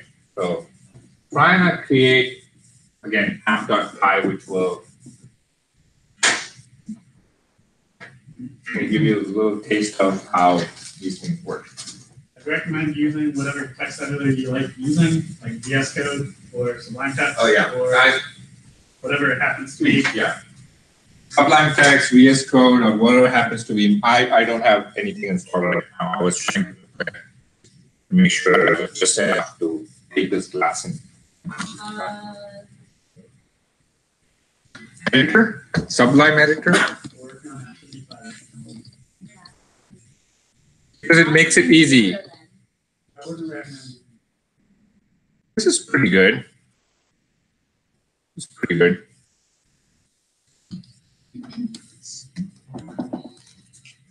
Does everyone have Sublime already? So do I just close out these then? You told them all to install this. Oh, VS Code, okay. VS Code.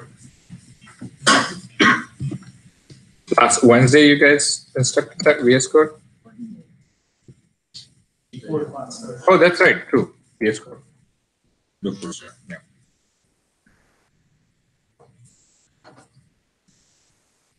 Okay. So here's where we're at. This is I'm going to go to here.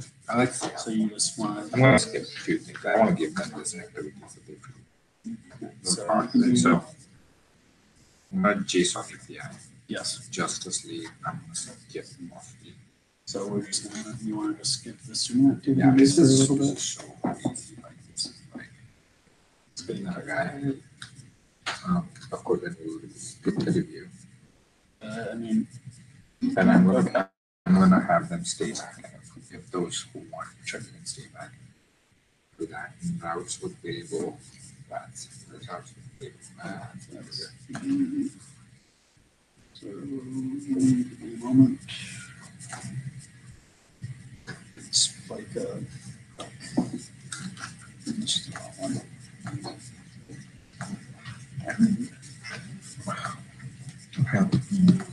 Part of the solution.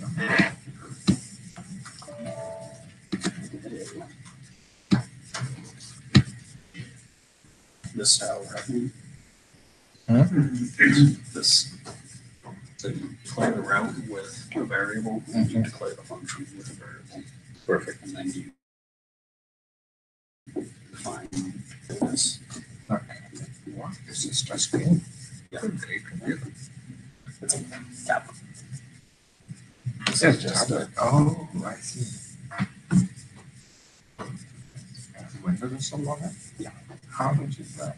Did come up with the What is this machine? This is like Surface, but it's pretty powerful. Jesus's knockoff version of the Surface platform.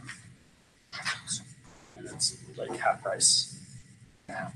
On the other hand, the biggest problem with it is that it uses micro USB as the charging system, and micro USB blows.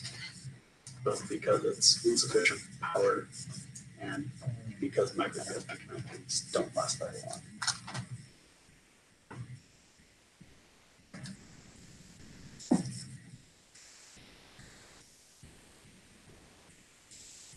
Right, this is just the JSON bunch of things. The only thing here is that honestly, you could try to get to this. I think I was thinking that's why. Why do we? I mean, we can do it later. This increases all of the JSONify concept and variable route. Okay. If you want to just skip to this. I think this. Yeah. I think that we can just do that. But it's also really easy to explain JSONify. Yeah, I think let's do it because sometimes when I jump into that concept, right, there's gonna be like, oh, Do you want to do the student activity or skip that? skip.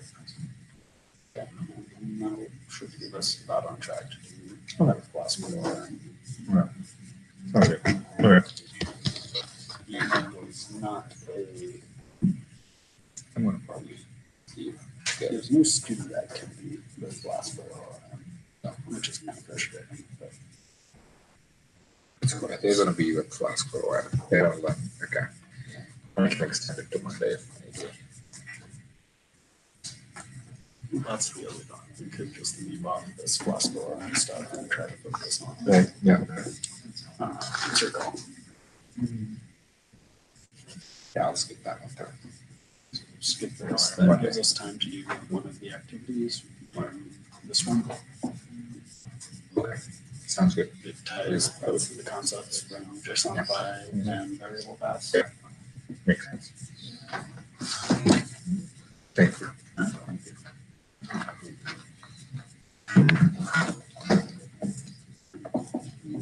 Yeah.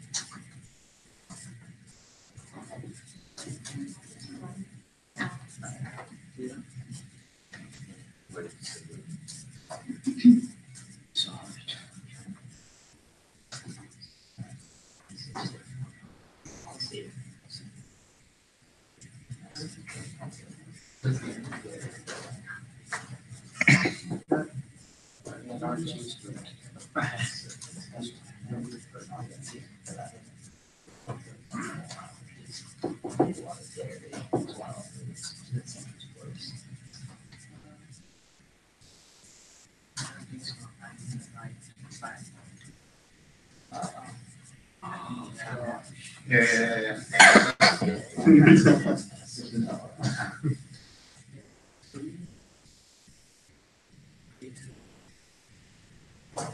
Yeah. It's like overrunning.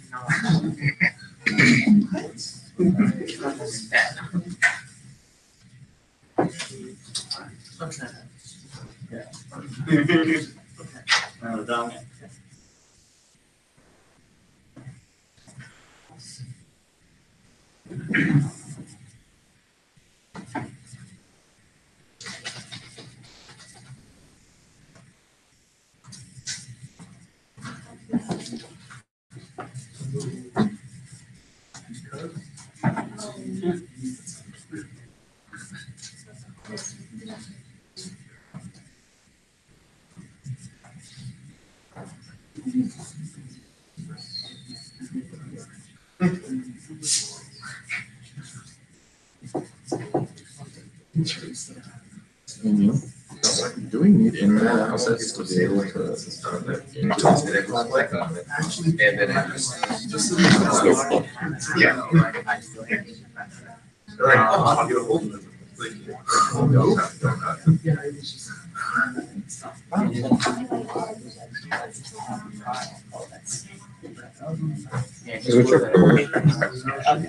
No, it's working. I'm just I got it to work. I'm just curious where is it? Because it's all on your server is not on that. Instead of typing out 127.0.0.1, you can just type localhost.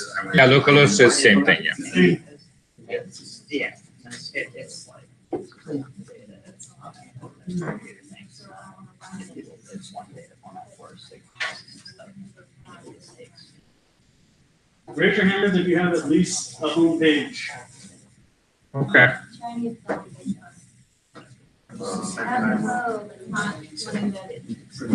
I have a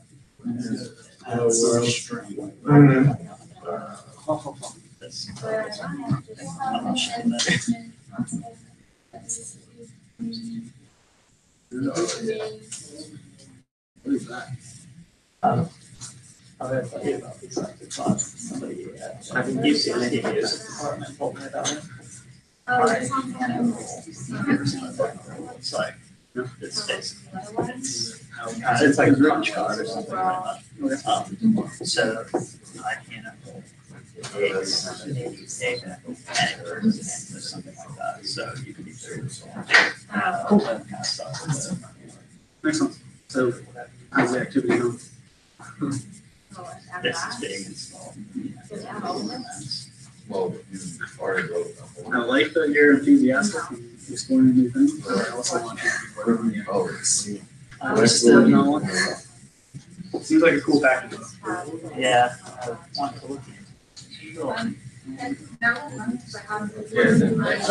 That's your like. So there's a circle, and you just have that circle.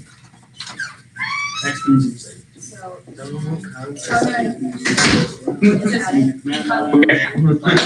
You guys have the welcome page? Who doesn't have a welcome page yet? Everyone has a welcome page? Okay, well, that's good. That's pretty much what I wanted to have you guys try. So let's run through this quickly and see what this means. Is basically we're just practicing our skills from class, import class, capital letter class, library. And then create an app. App is equal to Flask_name. That's just syntax. That's how it is. And then at your app, you have the first route, which is return hello. You have the second about name or location. My name is blah blah blah, and these are variables you can define, right? So we're going to start filling up these functions with aspects to define about, because Google's about page is not just easy thing, right? It has a lot of stuff. So similarly, between this, you can define a lot of stuff. Contact, you can define a lot of stuff. You can create connections to databases and all that stuff. Fancy things, and then you can think values back, push values further. So here we're just going to email and return questions, comments, complaints, shoot an email to this email. Okay. So if you had a simple website. So you say return, it means when you click on something, it returns, it gives you this thing. No, it just is going to return means when you do /contact, this function contact gets evoked. When it gets evoked, it initializes a parameter called email, which is this email, and it returns, the function returns this particular email. Got it? So that's how it goes. And define main behavior, standard thing. Name is your main function, so main class. Main class. Okay. Okay. Now let's go try this out. This one's in here.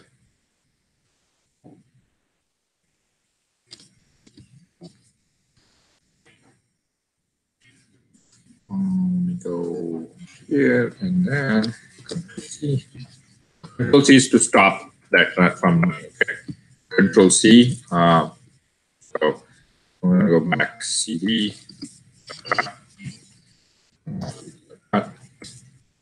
CD. Here.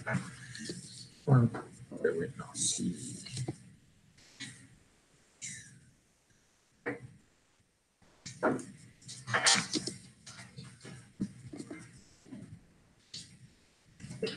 And then Python. So this one's running. Let me go. And as Nolan said, localhost and 127 can be used interchangeably. You can see, like when you run the Jupyter from 1000. Interesting.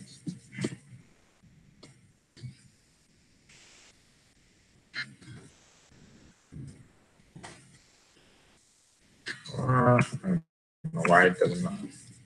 Kevin.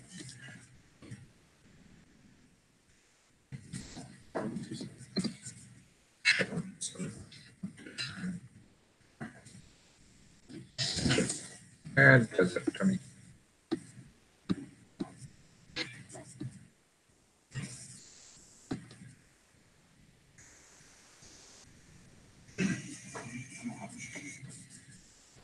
Okay. I'm not sure why it doesn't decide to run.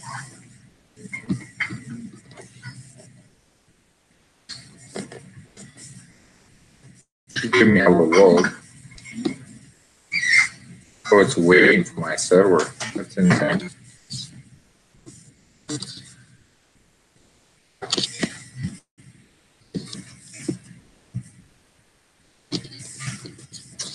I have no idea. Multiple servers open on the same board. No. No. No. I can close this guy. I don't know, something's wrong.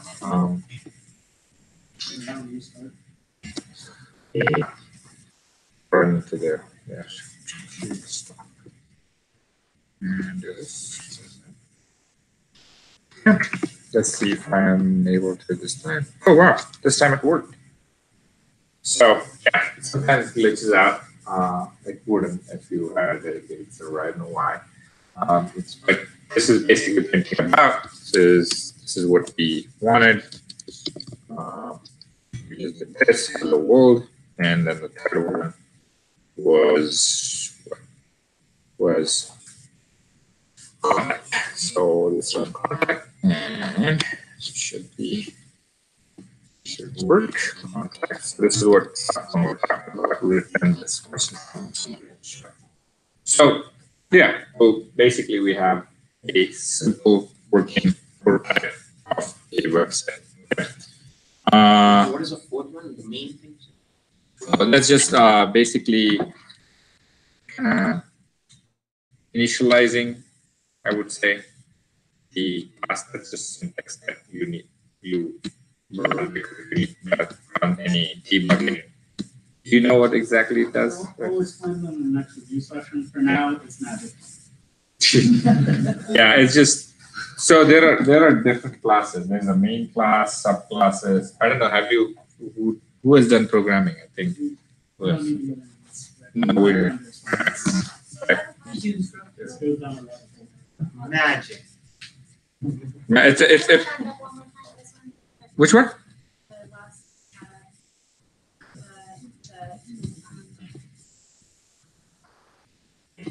Oh, sorry. Which the code? Okay. Yeah. So it's. I close the Jupyter. I close the Jupyter. Sorry. So what it does is basically if you have main function, you have to give which one is your main class. So that's the main class. Yeah. Yeah, exactly. So just you have to say where your main class begins. Otherwise, when you compile the program, it doesn't know where your main class is. There are subclasses. The other classes are called subclasses. It does truly need a lot more explanation than just. But you have done programming, right? You know what a main class and a subclass is. So main class, let me try to say it on a higher level. Main class is basically where your programs knows how to start compiling, where to start compiling from. You're defining contact, all of these classes, right? So you're defining. So if you, let me open it up. So if you don't do this, right? If you don't define the main behavior, when you load up a program, computer knows that we need to start from here where you find the name class. Name class is the main class here, and that's what you're doing. You're saying, if this, then go from there. It just knows where to start compiling. Now, just remember that you will always do this at the end. Yeah. There's a classes and subclasses concept. Maybe next time I'll give you a resource to read about it. Okay. I mean, there's no time to teach some of these things too. Very complex on that one. But just remember that it's the main class. It tells you where to start running the program. Anything else? So you guys were able to print the hello world, right? No problem. Okay. Let's go to the next concept. What's that? That's okay. Yeah, no, just hello world. I wasn't expecting you guys to do all. I mean, if you can do hello world, I'm confident that you can do the other things too. There was nothing else in that. JSONify. Okay. So this is pretty good given that. Okay. So JSONify. Okay. So look at this. So you know, I in typical scenario, I wouldn't be passing just one value, right? I may be passing multiple values to my word response. I don't necessarily. So, for example, and we know that in why we call it JSONify because look, the syntax is like JSON, right? That's what is it? Is it a list or a dictionary? This one. Well, it says hello dict, right? It's a dictionary. Yeah. So key pair values, right? So you will, depending on what happened, you might want to return a specific key pair value, right? Just imagine a scenario like if you're doing a web development, you might have needs when you need certain key pair values to display and certain key pair values not to display. So this is how you can do it. So I'm kind of trying to again merge of concepts, right? So JSONifying this is nothing but kind of variable responses and sending things out there that are not just standard, but depending on what you have defined in a given dictionary. So here, again, we all start with importing that. Now we're importing another one called JSONify. Okay. App still is Flask app. This end, you will always end it with this. So your program knows where to start compiling from. And when it looks at it, it starts compiling from here. Okay. Hello dict is a dictionary. I'm going to do this is three ways of doing things, right? So one is at route first slash, you can just return simple hi. Or you can do normal where you're returning the dictionary. Don't get confused by what I'm calling these, okay? These are just pages. These are three different ways of showing it. Right? One is by // If I do that, I should get hi. If I do normal, now I'm not giving a quotation, right? Earlier we were giving a in quotes some static sentence or something like that. Now I'm passing a variable. Which variable is that? This one. Okay. Look at this dictionary I'm passing. Now I'm going to do JSONify. So if I do JSONify of this dictionary, I'll get a number. Let's look at how it looks like. Okay? Let's look what these three things mean. So, I'm going to just catch in this because I want to go to this dictionary. Okay, let's go here. Let's go here. Close that one. CD dot gets you to the back one directly. And then CD and okay. I'm here. I'm going to look at if I test. Yes, it does. And then okay. So it's showing it's running. I'm going to quickly go here and do 127,000. I got a high back. That is exactly what I was expecting. If I did just that, just one slash, I should get a high back. I'm going to do normal. Okay. So I'm going to go here and do normal.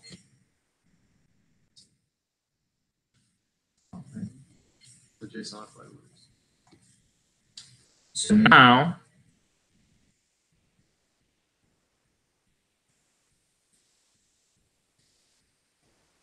I only got the high return. How do I get the other one?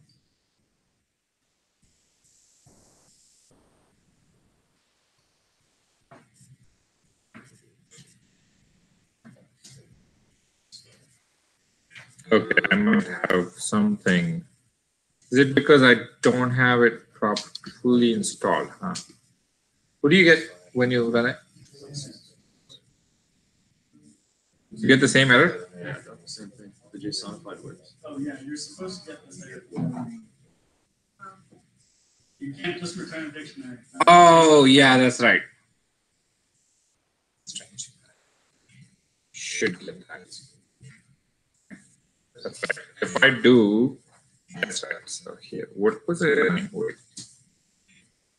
Normal JSON, right? This is what I want.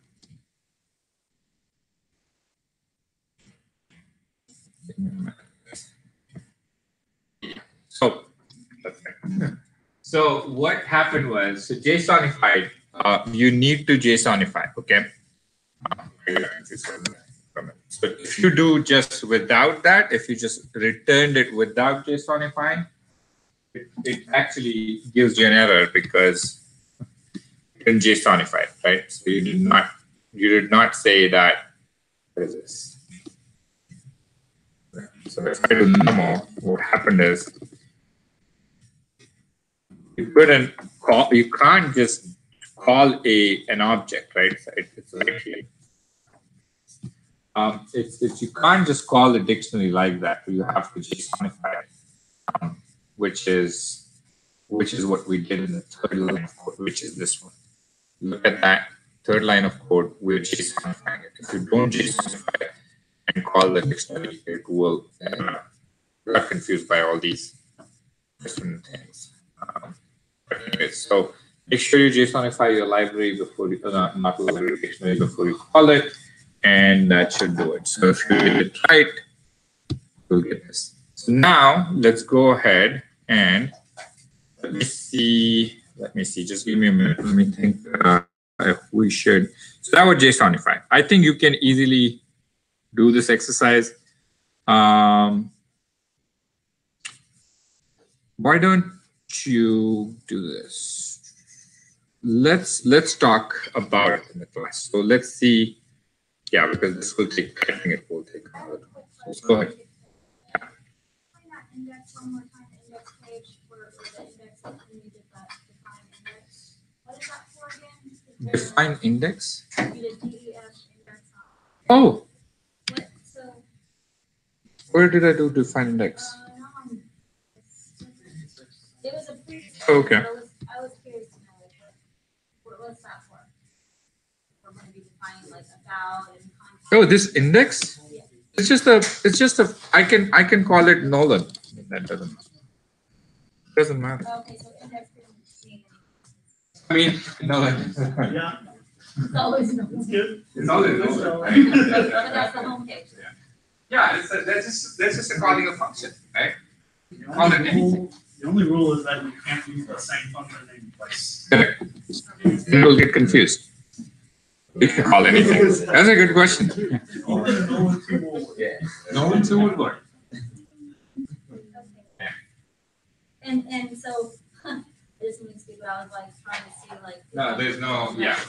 I was trying to call the underscore names also. Yeah. That didn't play that, so I can just do the things that we.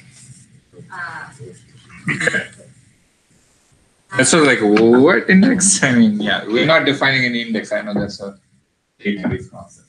Okay. So let's instead of doing it, just having to. I mean, this is just a practice of what JSONifying means, right? So if you had like Justice League members in these various dictionaries, right? And then you do the setup plus setup, and you have these different routes, right? So this is just define Justice League, return just JSONified these Justice League members. So the output will be all these details here. Route also, this is your welcome page. Doesn't matter in which order you define, and you're just basically defining this welcome page. Let's look at it in action because that's when you will get what this code is doing or why we're defining it. Let's stop this.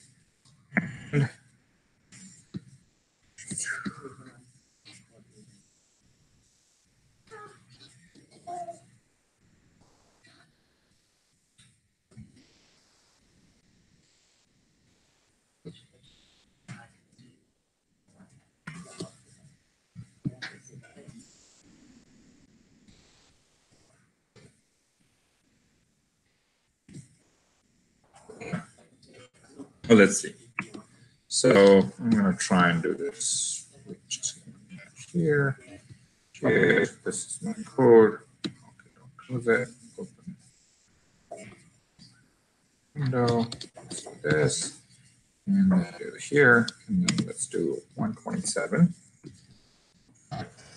And the first one I'm going to try is this guy here. Okay, so I'm going to do this. So it says, welcome to Justice League API.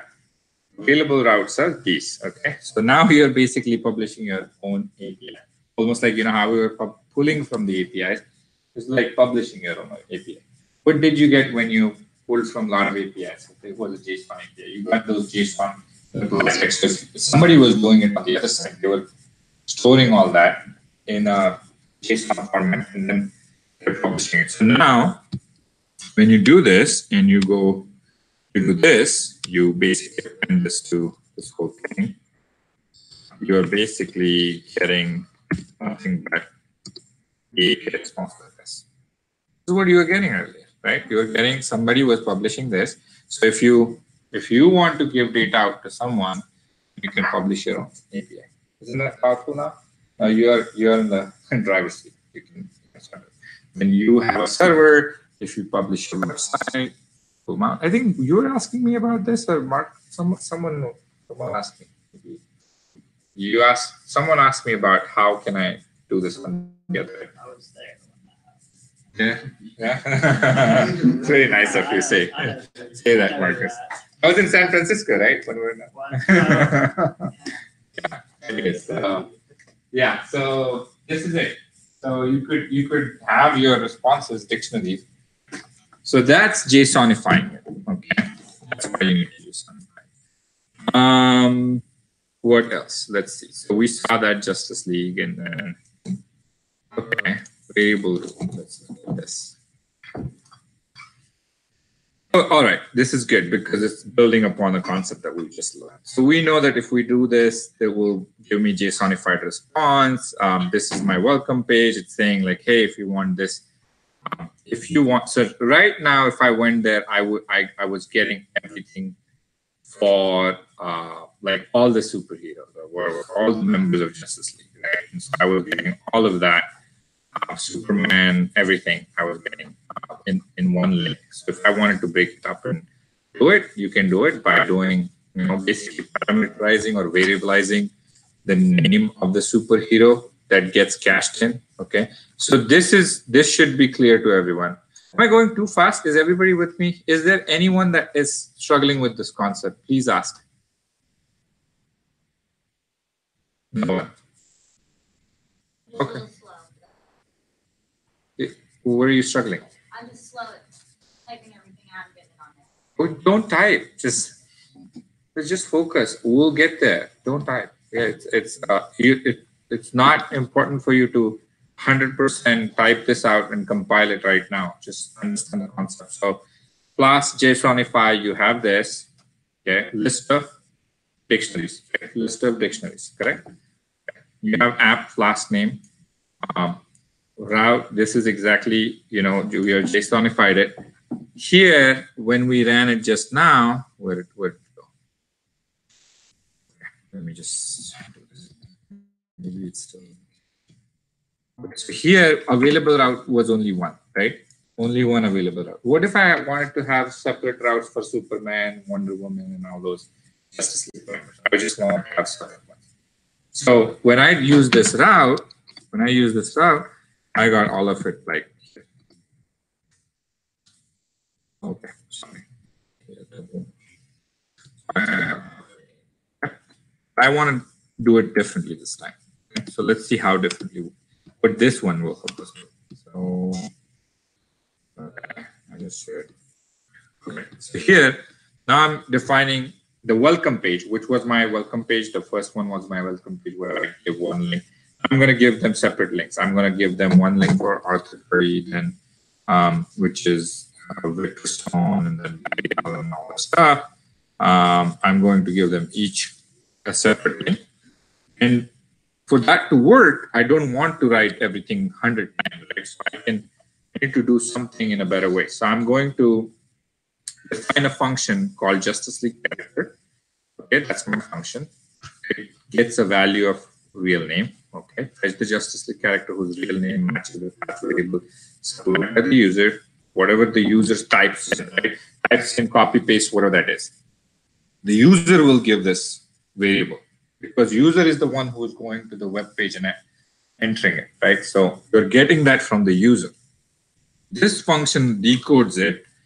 What it does is it's basically nothing but it's creating a variable called canonicalized variable, right? You know, basically converting in a meaningful way.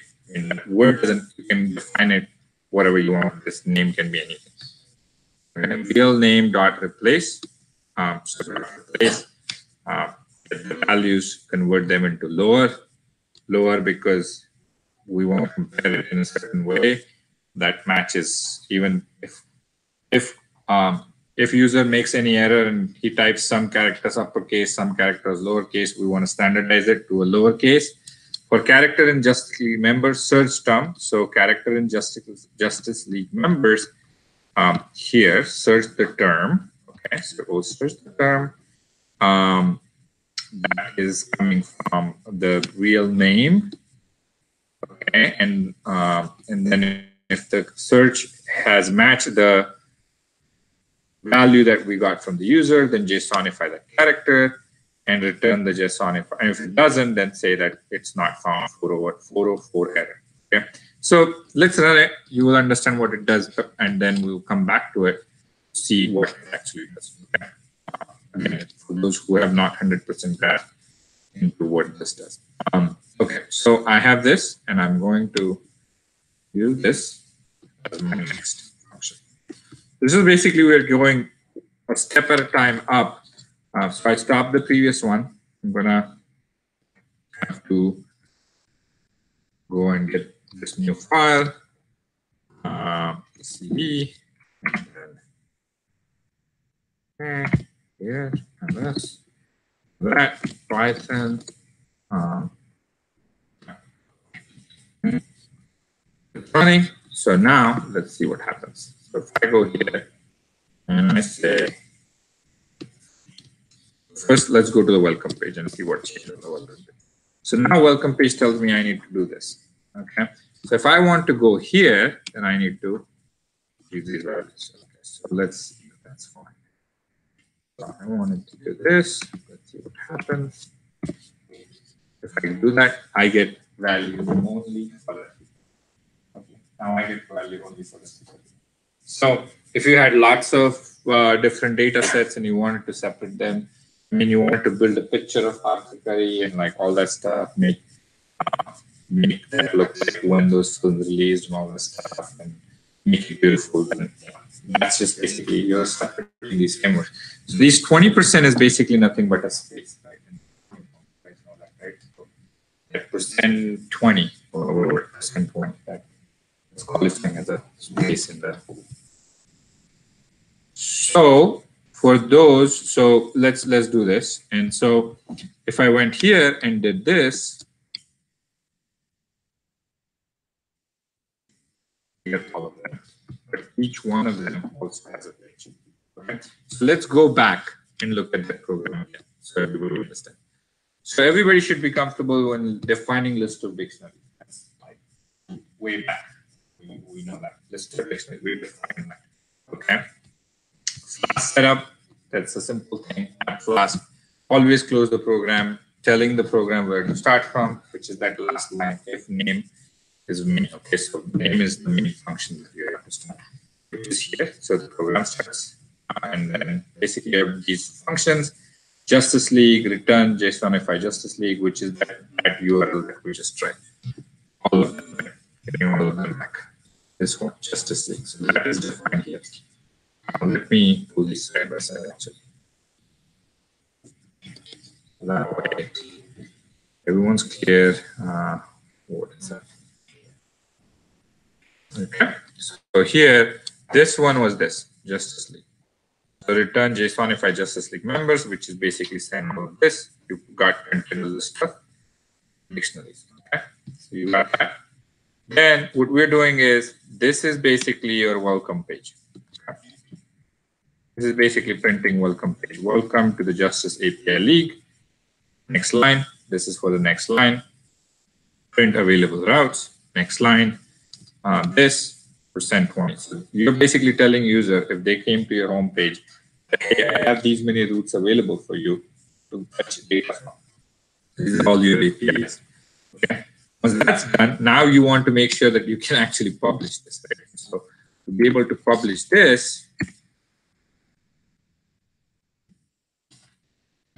you need to fetch some values, right? So what you're saying is define a function just as character, which will get real name. Where does that real name come from? So you're basically going to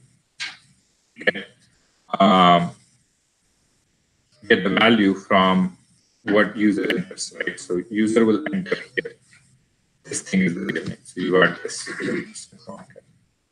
You have that. You convert everything in Lower, and you do a character search in this real name value. So look for in Lower Arthur Curry, and then in Lower Arthur Curry that is coming from the user's input. When they match, return and JSONify that particular character, which is Arthur Curry, and give only that particular value from your list of dictionaries. So what is that called? The first one. Yeah. So that's how you write this. Okay, and if I give let's say anything, and you will get there. Okay. That's the HTML way of saying space. So whenever you see a space, that's your okay. Good stuff. Excited now? You can publish, not just publish your website, but I mean, you can make it beautiful if you do all the fast functions. You can create users and stuff, but in a way, you can publish your own APIs. Okay. And we're going to keep evolving on this idea, publishing your own APIs. Can we publish our message without just brackets? All of that can be done, but let's. If you will want to publish it with a bracket because the consumption of that API is somebody on the other side, then you can start published in a JSON format. The consumer of this, the client who will go, if you had a server, they need it in JSON format also. So that's why you want to stick to a format. You're going to only learn JSON, but in a sense, you can publish it in XML, you can publish it in any way you want. We're just going to learn JSON in this bootcamp. And there are multiple ways you can publish it. Yeah? Okay, so let's see what else is remaining. So we went there. Everyone's clear, right? These are very crucial concepts. And I'm assuming that even if you did not have a background, we have built that background in the last few weeks here. I don't understand what the API /v1.0/ comes in. When It's just a URL that we created. Yeah. so that's creating a URL because before we weren't adding that. Before we were just having. And keep doing. So the reason why we are running these things in Python, in Git bash, is because the Git bash gives you the address, the HTTP address, and we use that address to see whether our output is running or not. No, this address is, I know this address. This address is, it doesn't have to be Git bash. It can be a command prompt. So we have to only use that address, is it? No, we don't. We can parameterize that address to be any address. But right now, since I'm running this off of my computer, that is because I don't have a server. Like if I set up a server in Amazon, then I can deploy these code on that server, have command task, run that code, and then that will do the same thing. And then I'll have to give that address. So Google has a server somewhere, right? So that server, you guys understand IPs, right? Yeah. So every server has an IP. If I know the IP address, and Google is basically, that's why you can't get another Google.com, right? A domain name, right? Yeah. So GoDaddy is keeping, okay, when I see Google.com, that's basically these servers. This server, I mean, I'm making it simple, but there are thousands of servers. Right? Somebody, that's the domain controller, right? It's controlling the domain. So you can't get another. So you will get unique names, staff1api.com, right? So I might buy that. You have to pay me a lot of money. Okay. So staff1api.com, right? So you have that. That is an IP you will get the server on Amazon. And then anybody does this staff1api.com. Does that make sense? You getting it? I mean, these are like web concepts 101, right? I might post some like, so if you haven't dealt with, I understand if you haven't dealt with web development, so you go get you got all everybody knows, right? I mean, GoDaddy is just one website, but you can go to domain, host websites and all this stuff, right? I'll probably post some document. You guys know this though, right? Who is new to like 100% new? There's no shame in this, like 100% new, because I'll slow down a little bit next time and I'll spend some more time on concept. Because I could have started with that concept, right? How web sites are built, why websites are built. I'm new to this. Yeah. Stuff. Okay. Yeah. New? Okay. 90%. Okay, well, you guys have to do some reading after the class. It can be just like, we'll and then come back with questions in Nolan's review session. If you guys have a video, Of course, breaks yeah. it down, Yeah. like very new people, like Yes. kind of using the terminology and like, Right. that would be really helpful. Of course. Videos are good for me, it's just because I can sit there and just zone in on it. And Yeah. try it, Okay. you know? I'll do that. Well, the Git video, right? Yeah, like something that just kind of gives like someone that's never like worked in this. Okay. Okay. No That problem. additional Okay. context. Before the session alone. Yeah, I was like, oh, what is this? Yeah. I'm looking at this and I'm like, oh. So if I want to do the exercises also. What we're going to do is I'm going to finish through this. That finishes our class for today. And then, of course, we're here. Class hours are done. 3, I guess, right? So if you guys want to stay back and ask questions. Actually, if no one has another commitment, I would have you guys do at least one practice. And that's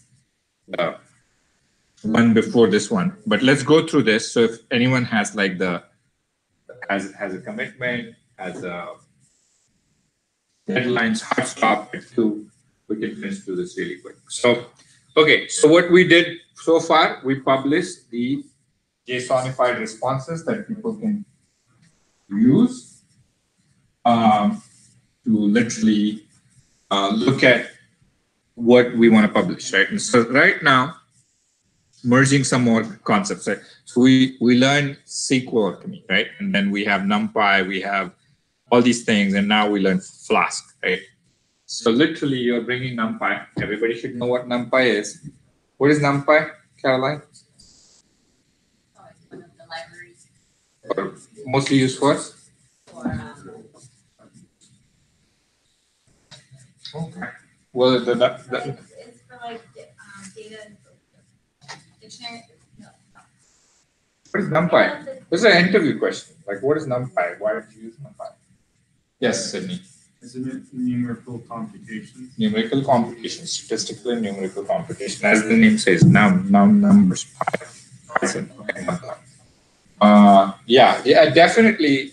If people probably not, except these companies, bank companies, Facebook, Apple, Netflix, Google, Amazon, whatever.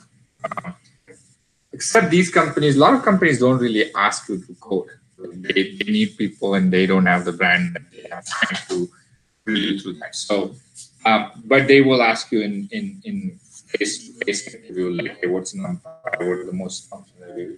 What have you used in NumPy that's so most statistically used? What did you do with it?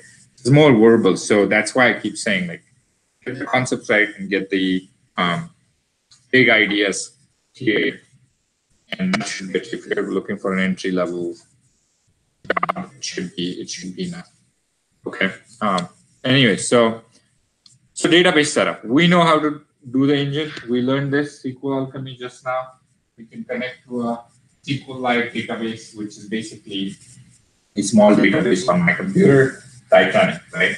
And then we learn how to do the base automap, base prepare, these things we learned, right? So there is a table in this database called passenger, okay? We know that base.classes.passenger is the way to fetch that table in that, or reference to that table. So I have that. So every one of you should be pretty comfortable with these lines now. So one, connect to the database, whether it's on your computer, whether it's on the cloud, whether it's somewhere else, get the server name, username, password, fetch the database. Okay. Base automap _ base. I sent you a link on Slack. Please review it. It does a lot more than that, but just it's basically reflecting or fetching the metadata of this data. It's kind of preparing it. So you get the base, and then you prepare that base to get the engine information and whatever, to get the schemas, reflect the tables, get the schemas connected. Right? And then one of the tables, passenger table, is what? So base.classes become all your table lists. Right? We saw that.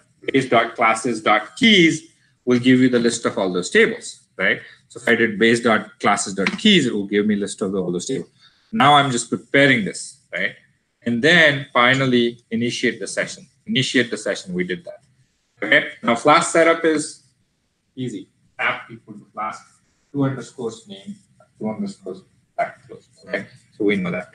Now, look at this. We just defined the welcome function. I mean, it's a best practice to name this welcome. You don't have to name it welcome. Okay, the best practice to do the welcome function, which is basically the first path, list of available API routes.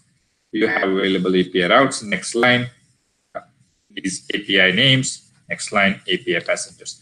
So what I'm telling you is we're going to publish all the names of passengers and passenger information. So, and then names, return a list of all passenger names. That's a query that we learned just now, right?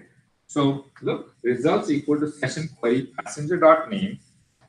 The passenger table has name column, has all the names, and publish those.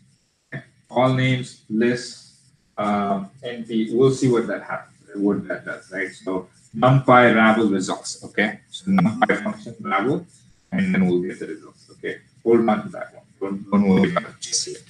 Okay, and then return JSONify all names. So we'll see what happens with that one too. Okay, so this one is basically publishing all the names. Should be clear. NumPy has a rabble function. We're going to do something with it after we fetch all the things. And then passengers, right? Passenger session query passenger, all of it. Okay. And of course, the passenger table has many columns, not just name column, right? It has name, age, and sex of each passenger, right? So now we have to create this dictionary form, right, which we learned like probably several weeks ago.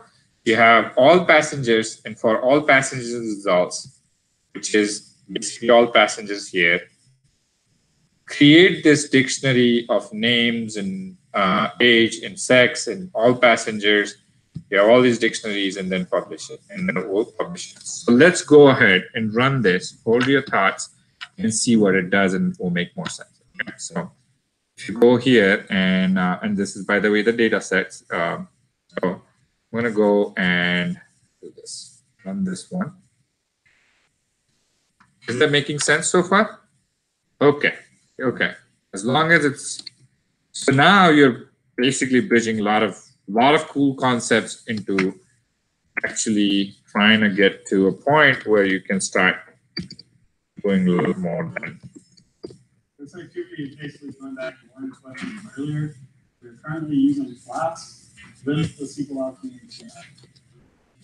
Types are generally only useful when they're connecting into large data sets. Right. Those large data sets are usually stored in the indexed database. SQL Alchemy lets you connect. Okay. And I have successfully initialized this. I think let's look at these things side by side. And I have this code, which I'm going to pull out and look at it. Let's see here. So I have that.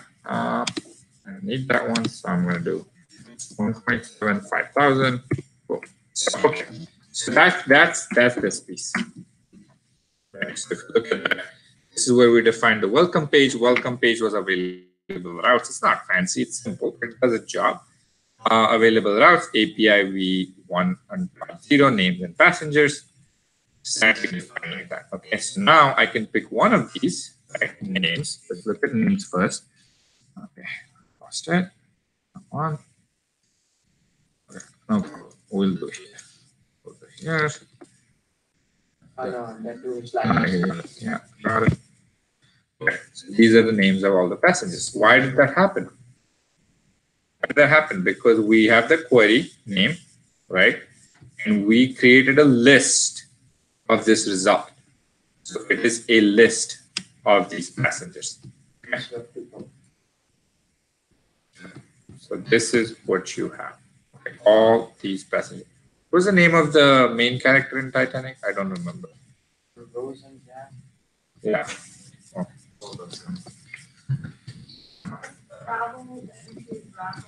Where is Jack? Why don't you tell me what is NP?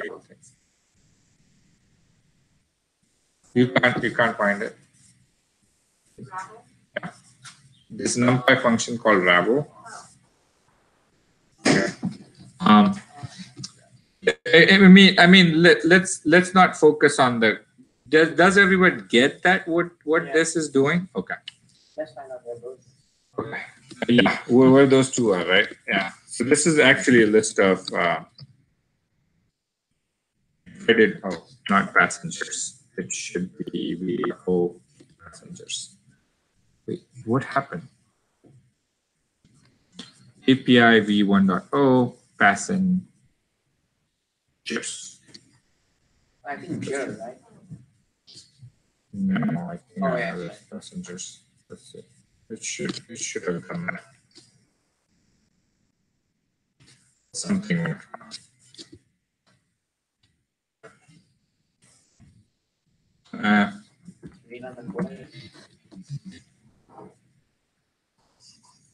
SQLite algorithm can only be used in the same technology. Yeah, this is.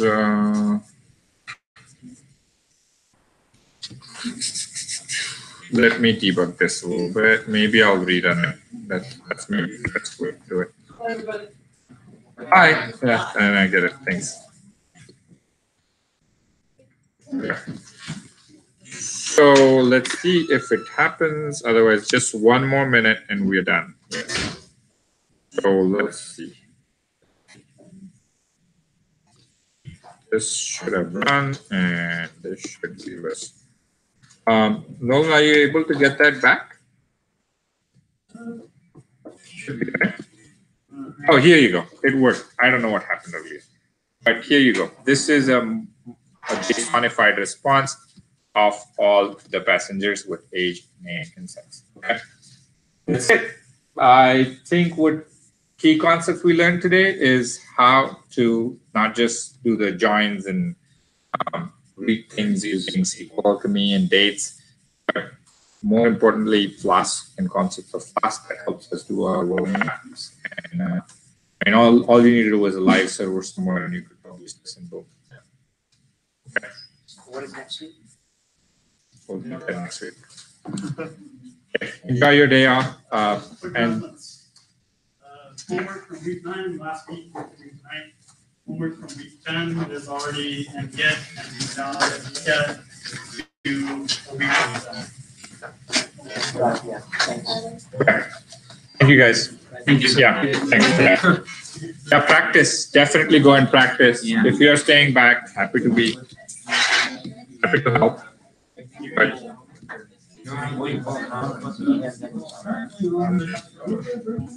Thanks, Ray. I'm on 17. What is the longest homework? Yeah. oh, I'm gonna extend the homework deadline to tomorrow, okay? Oh, the homework deadline? Yeah. Today's homework? Today's homework is getting extended to tomorrow. Wow. So go enjoy your Saturday. Have a drink. Oh, thank you so much.